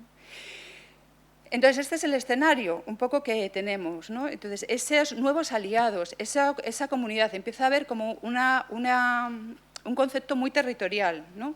¿Qué sentido tiene que ese autobús que ha recogido a las personas, por lo menos nosotras venimos de Madrid, Madrid es enorme, hay personas que se tiran una hora de transporte, hora y media para llegar al centro, entonces esa persona desaparece de su localidad por la mañana, vuelve a las 6 o 7 de la tarde, depende de lo lejos que esté, y entonces, como no ha estado durante todo el día, ya se queda en casa, ¿no? No transita a lo comunitario, no transita al vecindario, no existe, ¿no? Entonces, hay una propuesta que nosotros hemos intentado hacer con muchas dificultades, y yo lo que os traigo aquí es como la propuesta, las dudas y la dificultad. Nos está costando mucho también, lo tenemos que decir. O sea, sí que vemos el camino, pero el camino no es fácil, ¿no?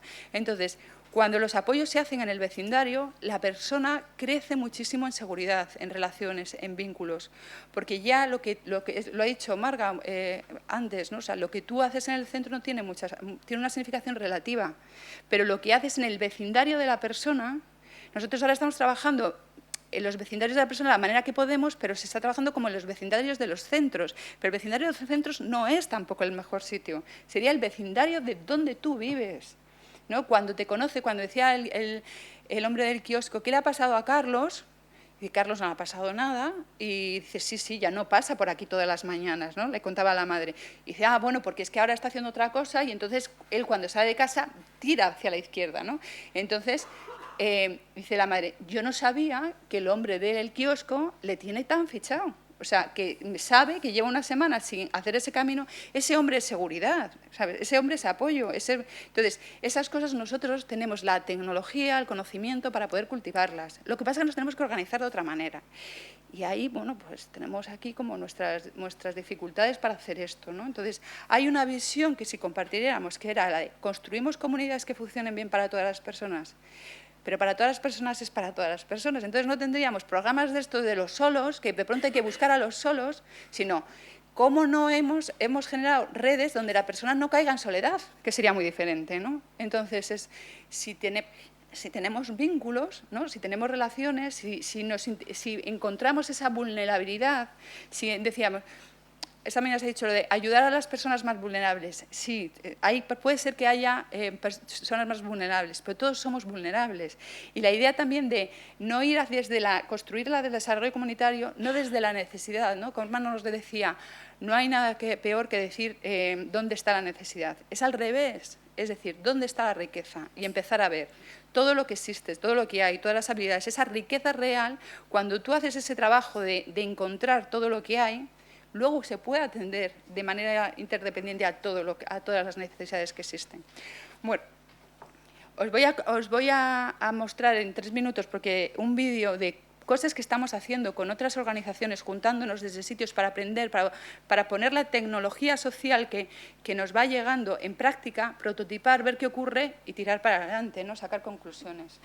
Bueno, perdonad, Esto es parte de la evolución que os decíamos, ¿no? O sea, hemos ido cambiando de esos modelos, pero necesitamos ahora pasar a ese cuarto cuadrante, de hacerlo por todos. O sea, todos somos agentes y constructores de este nuevo desarrollo. Y ahora ya. 4 minutos.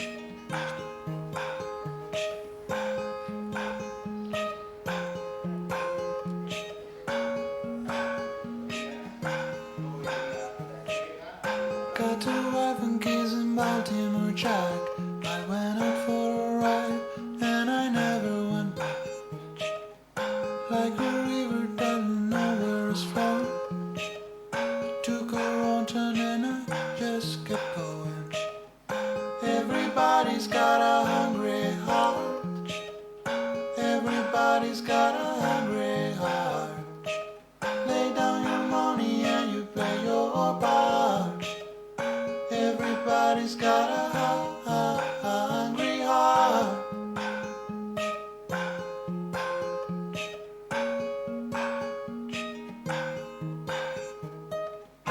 I met her in a Kingston bar. We fell in love, I knew we had to end. We took what we had and we ripped it apart. We had to end. We took what we had and we ripped it apart. Now here I am down in Kingston again. Everybody's got a hungry heart.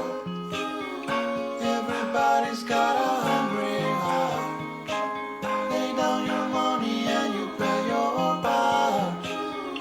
Everybody's got a hungry heart.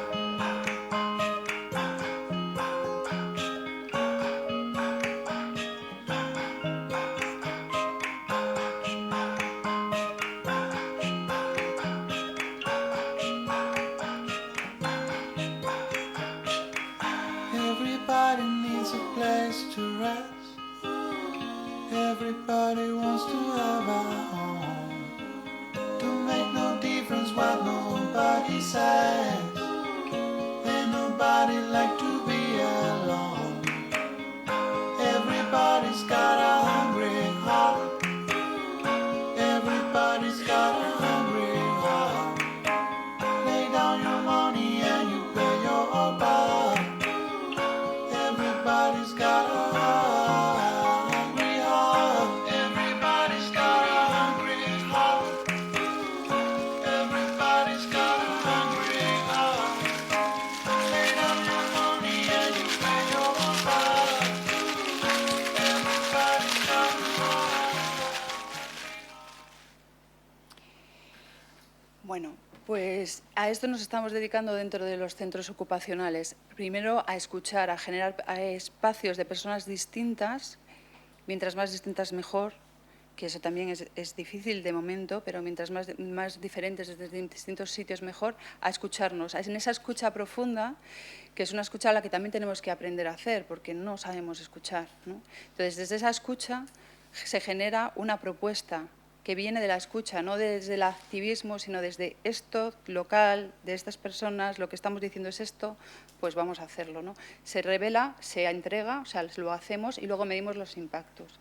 En esa medición de impactos es lo que, Mariló, yo le pedía también, esto lo voy a saltar, ¿vale? Le pedí ayuda, ¿no?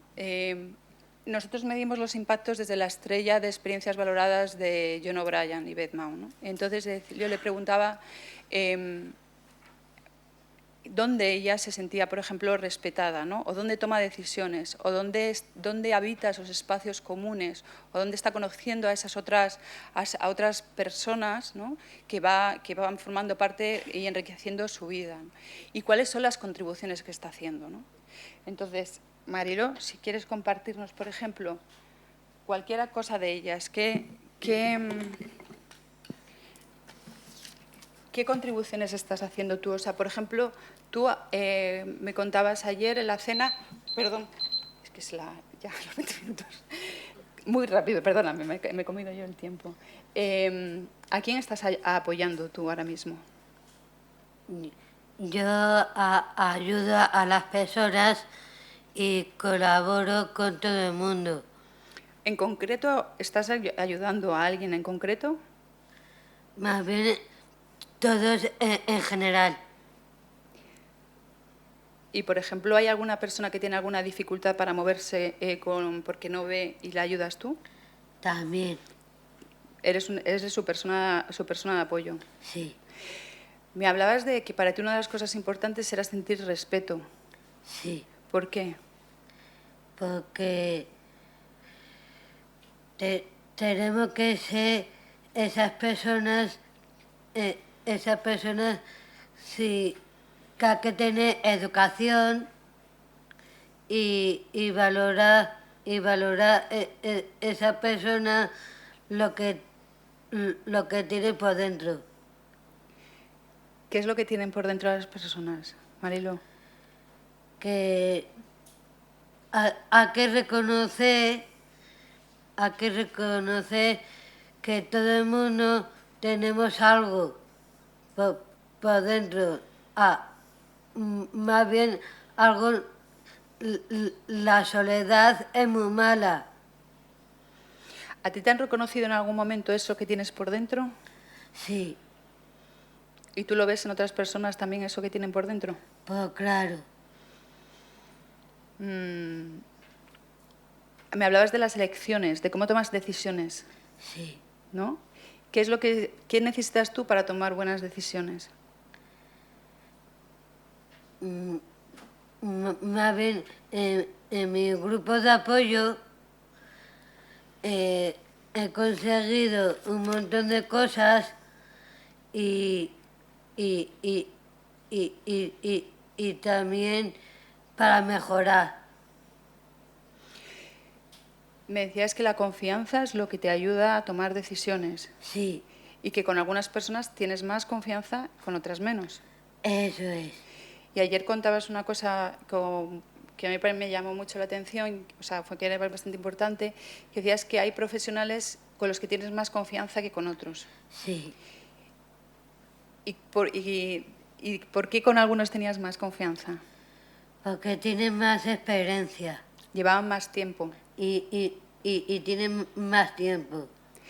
Entonces ayer yo caí en la cuenta de una cosa que me la trajo ella, porque como maestra y experta, y ella me decía que cuando las personas son muy nuevas,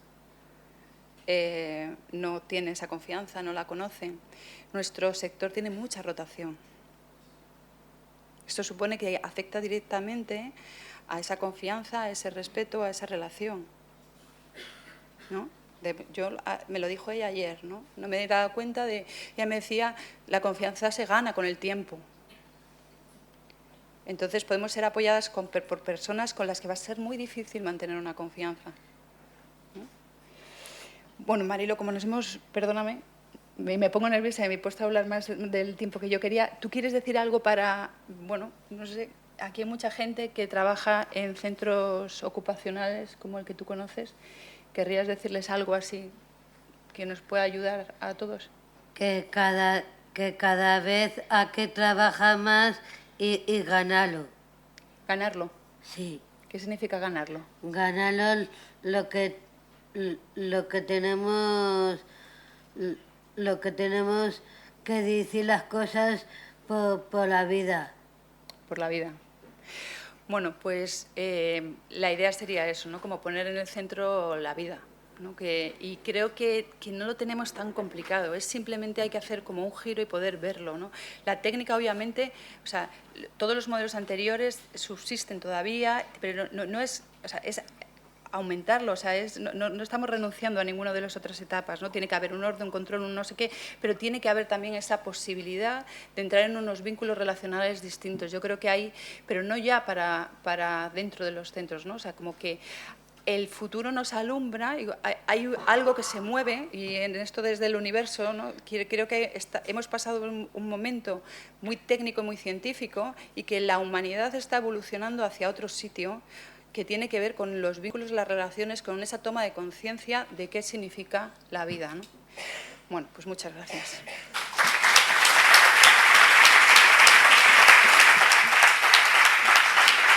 Mariló, infinitas gracias. Me he tenido un poco el tiempo que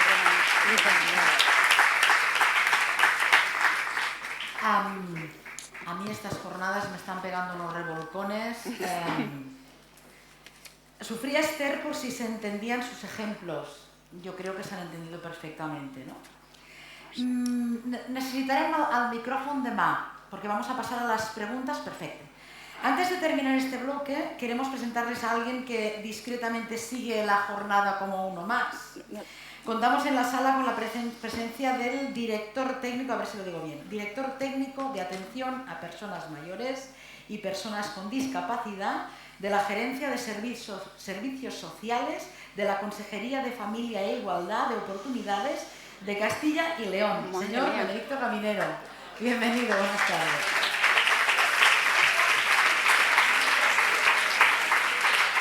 No le cabe una tarjeta todo esto, ¿eh? No le cabe. Lidera diferentes proyectos piloto de apoyo a personas mayores en sus casas y le damos la palabra ahora mismo para que pueda participar en estas jornadas con un mensaje muy concreto. Sería interesante que nos pudiera dar su punto de vista sobre el proceso de desinstitucionalización, repítanlo, que están llevando a cabo las entidades sociales y el papel de las administraciones públicas en estos procesos. Cuando quiera. Sí, bueno, después de haber subido a la luna y ha bajado al corazón de las personas, no sé si el mensaje de la administración es lo más relevante. En la organización me había propuesto que hablara 15 minutos, es lo único que os voy a prometer, voy a estar solo 15 minutos, pero sí me gustaría tocar algunos aspectos en los que estamos trabajando, que están más en el nivel de la organización, menos atractivo que el mundo de las personas y de los sueños, pero que ataca directamente sobre los problemas que estamos sufriendo dentro de la organización de los servicios sociales y que alumbran posibles soluciones de futuro. Se me había propuesto hablar de, por cierto, Bea, ¿dónde estás? Cuando queden 2 minutos de los 15, por favor me avisas, porque por lo menos el compromiso del tiempo no me voy a pasar. Es decir, ¿por qué queremos transformar los servicios sociales? Los servicios sociales... ¿Sí? ¿Más arriba? Vale. ¿Cuáles son las debilidades de los servicios sociales hoy? Pues básicamente son estas, es decir, hay más, es un sistema muy complejo, yo no voy a atacarlo todo, simplemente algunas pinceladas. No se adecúa a los derechos de las personas, tenemos un problema gordo, pero muy gordo, o sea, si tenemos un sistema que no se adecúa a nuestro principal objetivo, pues entonces tenemos un problema, ¿no? Hemos convertido a las personas, las hemos despersonalizado y las hemos convertido en grupos. Son dependientes, tienen discapacidad de no sé qué tipo, nos volvemos alrededor de los síndromes, o sea, no somos capaces de ver aflorar que cada persona es distinta, ¿no? Cuando respondemos lo hacemos de forma lenta, no llegamos a todos ni con todo lo necesario. No se adapta al territorio. Es decir, esto se da donde se da y si te va bien, bien, y si no, te buscas la vida. Desde luego, todo lo que hacemos favorece la dinámica de despoblación en medio rural, o sea, estamos matando nuestro propio ecosistema y no resulta eficiente por sus elevados costes. Hemos hecho un piloto durante los últimos años, atendiendo a 2.400 personas en su casa hasta el final de su vida, de todos los tipos, con todo tipo de necesidades, en el medio rural profundo. Hemos concluido, no hemos concluido nosotros, sino el Departamento de Economía Aplicada de la Universidad Complutense de Madrid, que atender en la comunidad es la mitad, exactamente el 51% más barato que en centros. Por lo tanto, nos lo tenemos que hacer mirar. Si a todo esto, encima, hacemos que todo lo que estamos haciendo es ineficiente, pues a lo mejor habría que hacer otras cosas. En esta dirección. Esto es lo que somos. O sea, eso que veis en amarillo es el medio rural de Castilla y León, que son municipios de menos de 1.000 habitantes, o sea, todo. Si en realidad son municipios mucho más pequeños de 1.000, y son, pues del orden, por ahí está, son 1.996 municipios de menos de 1.000 habitantes. Por lo tanto, o buscamos una respuesta que respete nuestra identidad y nuestro territorio, o realmente estamos haciendo otra cosa de lo que debemos. En ese territorio rural vive el 50% de las personas con discapacidad y el 60% de las personas dependientes. Y entonces hemos aplicado una estrategia que es una estrategia de innovación. ¿Por qué? Pues porque era la única manera. Es decir, seguir haciendo con esos resultados, esos malos resultados de calidad de vida de las personas a las que apoyamos, seguir en esa dinámica nos parecía que era poco rentable. Entonces hemos propuesto una estrategia de innovar, hacer cosas soñando que son posibles. Y entonces lo hemos hecho de forma colaborativa con aquellos que están en el territorio. Y en este sentido, un reconocimiento al tercer sector. Cuando a mí me preguntan por qué lo hemos hecho en el medio rural, digo, porque ya está bien, ¿no? De que hacerlo siempre donde se hace todo. Vamos a empezar a hacerlo donde no se hace nada. Dice, ¿y por qué con las entidades del tercer sector? Porque son las únicas que están. Haciendo el chiste esto, que lo habréis oído muchas veces, ¿cuál es la diferencia entre una entidad sin ánimo de lucro y una con lucro? Es el ánimo, porque el lucro lo tienen todos, lo que pasa es que el ánimo no. O sea, entonces, hay alguna diferencia más, y es que tiene que ver con las raíces. Las entidades sin ánimo de lucro están donde, aunque no sea rentable, y las con lucro no están cuando no es rentable. No están cuando los números no salen. Y luego, un elemento que a mí me parece que es clave, y es que estaban antes y estarán después. Es decir, hay un compromiso con el territorio y con las personas. Y en ese sentido, yo creo que haber abordado la innovación social con las entidades del tercer sector, que además eran las más capaces, que además eran las que estaban presentes en el medio rural, nos ha puesto en el disparadero de encontrar soluciones del futuro. Daros cuenta que nosotros, si miréis los datos de Castilla y León, en envejecimiento, sobreenvejecimiento y dispersión, es lo que os vais a encontrar aquí dentro de 50 años. O sea, si queréis ver cómo vais a ser dentro de 50 años, venir a vernos, porque nosotros ya estamos ahí. Tenemos un 25% de personas mayores de 65 años, un 40% de población envejecida de más de 80, y tenemos unas condiciones hostiles de territorio despoblado, desperdigado y con baja renta. Por lo tanto, tenemos las condiciones ideales para encontrar la solución que valga para todo el mundo. Y de una forma así perfilada, pues las voy a contar con algunas claves de por qué hemos conseguido tener éxito. Bueno, pues hemos desplegado toda una cartera de proyectos innovadores. O sea, hemos hecho lo que Kenji Matsui, lo que están haciendo en Japón. En Japón hay un programa de estos como el que nos ha contado de la Luna, que se llama Moonshoot, que es Disparo a la Luna, con 9 proyectos de soñar a 30 años, y nosotros nos hemos puesto en esta dinámica. Vamos a soñar que somos capaces de hacerlo. Y entonces hemos planteado un programa que se llama Gusto en Casa, que atendemos a las personas con garantía hasta el final de su vida en su casa y en la comunidad, sea cual sea el nivel de intensidad de apoyos que necesiten, y tengan o no dependencia. Por lo tanto, no utilizamos el sistema de dependencia para el acceso a los apoyos. De hecho, el 10% de las personas, pero solo el 10% de las personas no tienen dependencia, es decir, las personas que no necesitan apoyos profesionales no los piden. O sea, esto de usted levanta la demanda. No, señor, es mentira. O sea, no se levanta la demanda. Hay un porcentaje de personas que ya necesitan apoyos porque están en situación frágil y hay que atenderles inmediatamente, y eso no puede estar sometido a un proceso. Intecun y ELA, es decir, ahora ya desde el 1 de abril de este año atendemos de forma universal a todas las personas que están en situación terminal en su casa sin límite de intensidad de apoyos, y a todas las personas que están con ELA también, de tal manera que hacemos un acompañamiento de servicios sociales coordinado con el sistema sanitario, en el cual no hay prescripción del número máximo de horas de apoyo. Estamos incorporando viviendas en red, o sea, creación de viviendas en el medio rural para que personas que quieren volver a su entorno puedan volver, y les garantizamos apoyos hasta el final de su vida. Estamos inventando productos de apoyo que no existen desde la mirada de la persona, con co-creación, en vez de ir al mercado a lo que hay, o cogemos cosas del mercado que no se adecúan a lo que las personas necesitan y los transformamos. Tenemos toda una política de generación de productos de apoyo nuevo. Estamos investigando robots sociales para que apoyen en esta vida autónoma, para que sean una ayuda más. Soluciones mecatrónicas. Estamos enseñando también domotizar las viviendas para que las personas puedan ser autónomas con la mínima intervención profesional posible.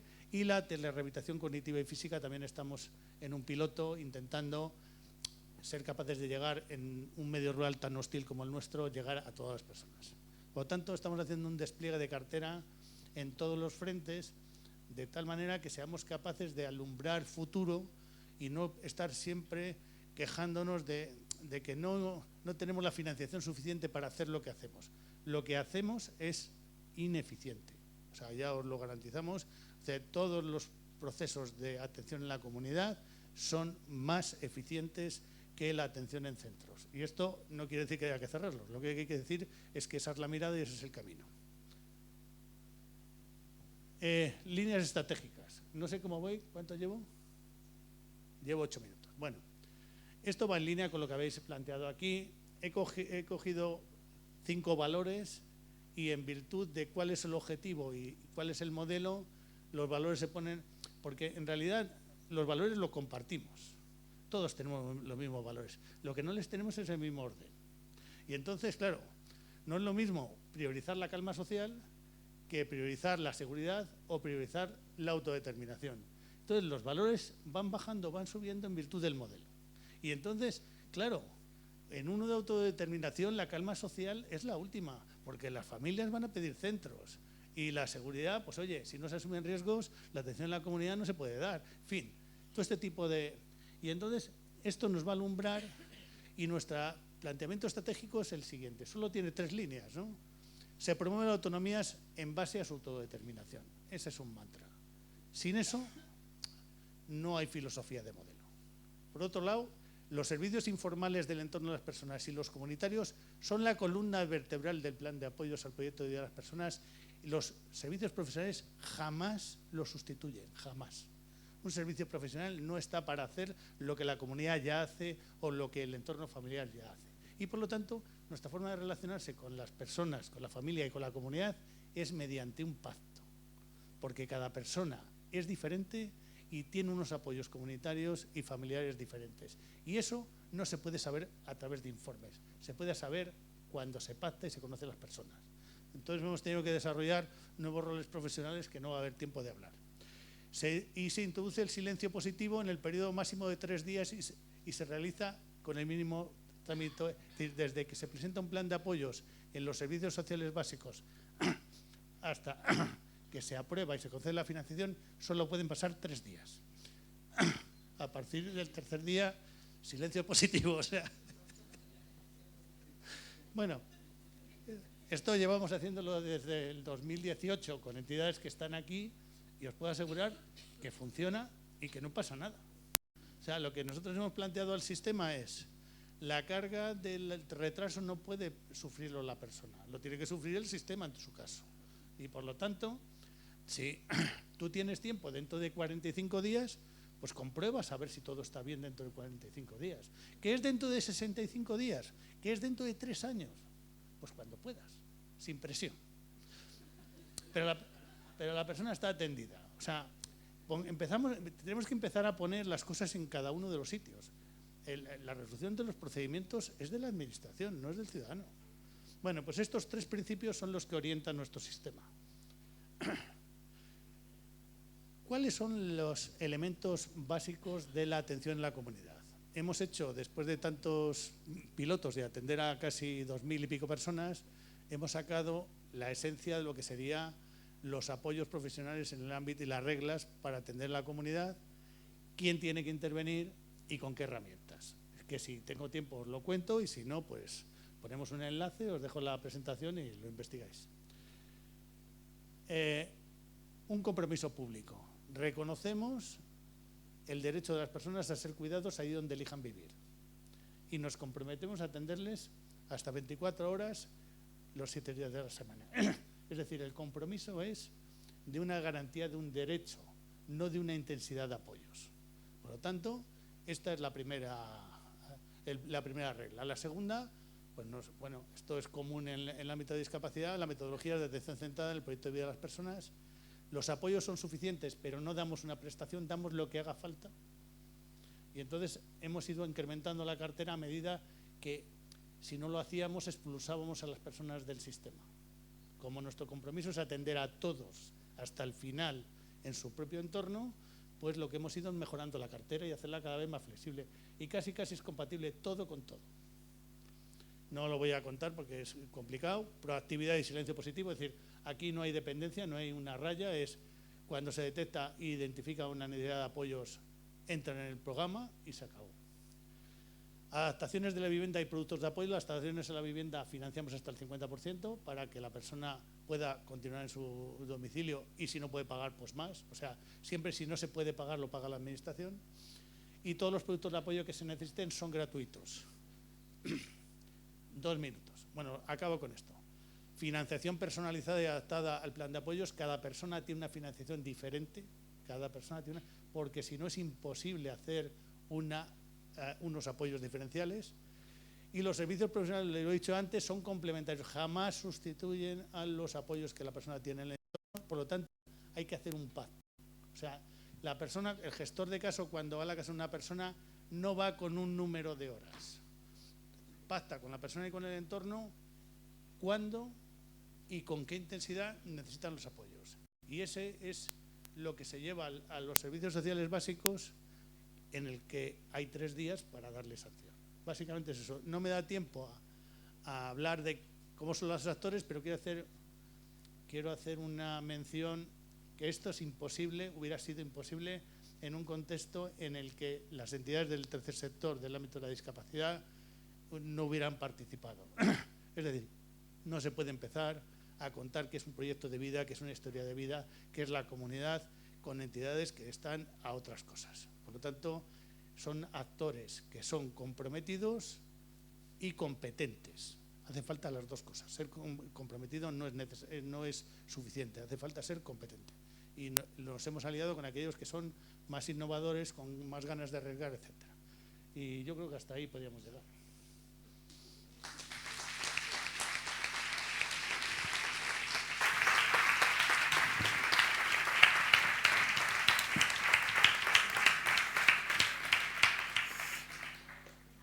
Doncs ens donarà temps fins i tot per tenir 7 minuts per preguntes. Jo no havia vist mai una segona fila tan activa prenent apunts.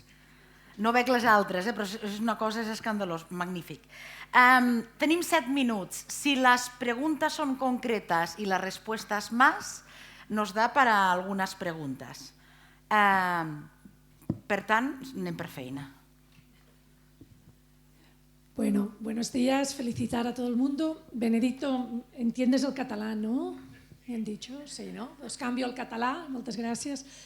Res, felicitar-vos absolutament a tothom per les reflexions i les aportacions y sí que felicitarte por ver este cambio en la administración. No sé si en el auditorio tenemos muchos representantes de la administración, perdonad, pero no sé si se han ido todos.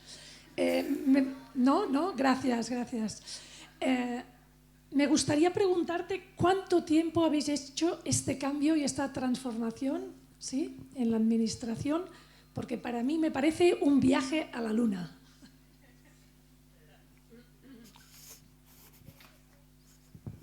¿Puedo coger este? Sí, es más cómodo. Bueno, no sé cuándo hemos empezado porque ya hace muchos años que estamos en el ajo. Yo llevo 27 años en servicios sociales. Las primeras cosas interesantes, vamos a decirlo así, más comunitarias, que tenían que ver con itinerarios de empleo, etcétera, hace ya muchos años que los hemos hecho. Pero esta apuesta por intentar buscar un modelo que valiera para todas las personas, que llegara a todo el territorio, en realidad empezó en el año 2018, que es cuando empezamos con A Gusto en Casa en la provincia de Ávila, en el medio rural de la provincia de Ávila, pero que es un proyecto que ha ido ganando tanta consistencia que está extendido ahora todo en el medio rural de Castilla y León. Y ha ido incorporando a aquellas entidades del ámbito de la discapacidad que habían sido capaces de romper las barreras, que ya estaban en el medio rural y sabían que allí no hay clasificaciones de síndromes. Es decir, en el medio rural todos somos o mayores o mujeres o en riesgo de exclusión o persona con discapacidad. Hacer clasificaciones de grupo no tenía sentido y enseguida comprendieron que había que romper las murallas que estaban defendiendo para hablar de su síndrome, ¿no? Y entonces pues yo creo que en el año 2018 se empezaron a poner las bases de esto, aunque llevábamos tiempo trabajando en esta idea de personalizar los apoyos. ¿Más preguntas?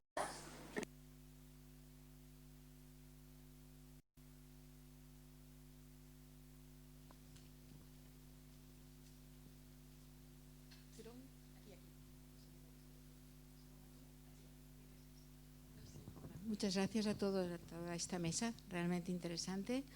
Y yo le quería preguntar a Esther, nosotros hemos invitado a John O'Brien varias veces a nuestra institución, pero sé que estaba muy grave. Está mayor, grave no. ¿No? ¿Seguro? Es más, creo que ya no está, creo. No te... ¿Sabéis seguro? Me hubiera enterado, te lo aseguro. Él tiene todos los lunes, hay una reunión, sigue estando en esas reuniones, o sea que... Perfecto. ¿Y puedes en un momento describir, porque yo no lo sabía, su oposición a... Bueno, a ver, no quiero, o sea, porque él desde muchos años atrás ha trabajado el concepto de comunitario y entonces él lo que decía es que si técnicamente poníamos el objetivo en muchos diseños de las estructuras en esos procesos mecánicos e institucionales, nos estábamos despistando la mirada, ¿no? Entonces decía, no, o sea, no hay ningún enfrentamiento personal, sino era técnico, en cuanto que él decía los profesionales tenéis que mirar el desarrollo comunitario, hay que estar aquí y estáis mirando en esos procesos de las organizaciones, que creo que en España nos ha venido muy bien durante mucho tiempo, porque estábamos en sitios muy raros, ¿no? Y que yo creo que Robert Salock nos dio una posibilidad muy bonita de evolucionar.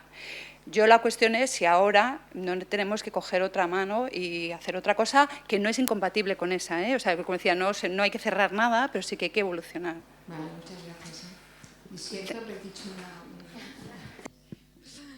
No, la verdad es que me llegó esta información a través de Anne O'Brien, o sea que trabajaba con él.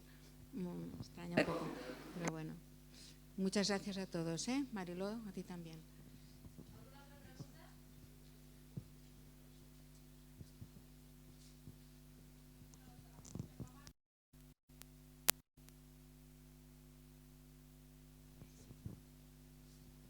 Marga, dins de la nostra cartera de serveis, sí, sempre pensem en els serveis directes a les persones, però si haguéssim de pensar una cartera de serveis diferents, quins serveis posaries per les famílies?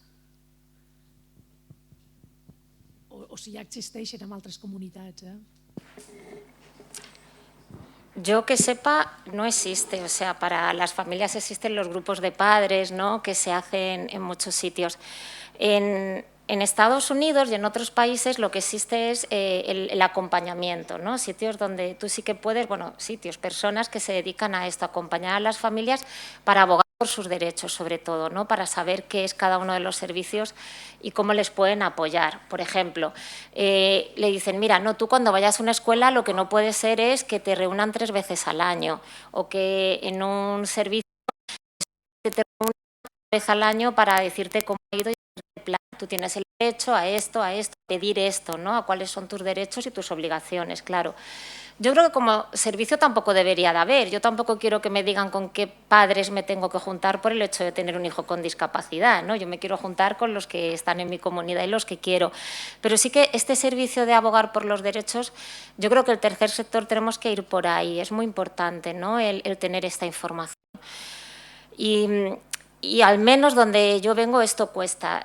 Yo quiero sumar a lo que estaba diciendo Benedicto, a mí algo importante que están haciendo en Castilla y León, en atención temprana, yo llevo muchos años trabajando con ellos, es que la gente que está ahí está muy relacionada con la práctica, estáis en todos los congresos, jornadas, por ejemplo, la persona que lleva el tema de atención temprana, pues el año pasado por estas fechas estábamos en el Congreso Mundial juntos, ¿no?, de atención temprana, viendo qué pasaba en el mundo. No es gente que está sentada en su despacho, escuchando cada entidad que cada día llega y, por supuesto, te cuenta su situación, pero están abiertas a lo que realmente produce eficacia y eficiencia. Y yo creo que eso es para mí una de las fortalezas que tiene Castilla y León, ¿no?, que Benedicto, aparte de todo ese título largo que tiene en la Administración, pues es una persona, y permítemelo, para mí pensar que está en la práctica, es de la práctica, y ya lo veis, aquí está, con la gente que estamos en la práctica, aunque me haya ido del tema. ¿Alguna pregunta más? ¿Nos vamos a comer? Sí, no? Doncs fem una pausa, ara per dinar. Ens retrobarem puntualment britànicament a les 4 de la tarda. Recordar que en aquest local hi ha un restaurant abans. Han de sortir per aquella porta, sembla una hostessa de Ryanair ara mateix. Aquella porta per anar a dinar cap a baix. I a la tarda a les 4 puntualment obrirem el segon bloc. Que vagi de gust, gràcies.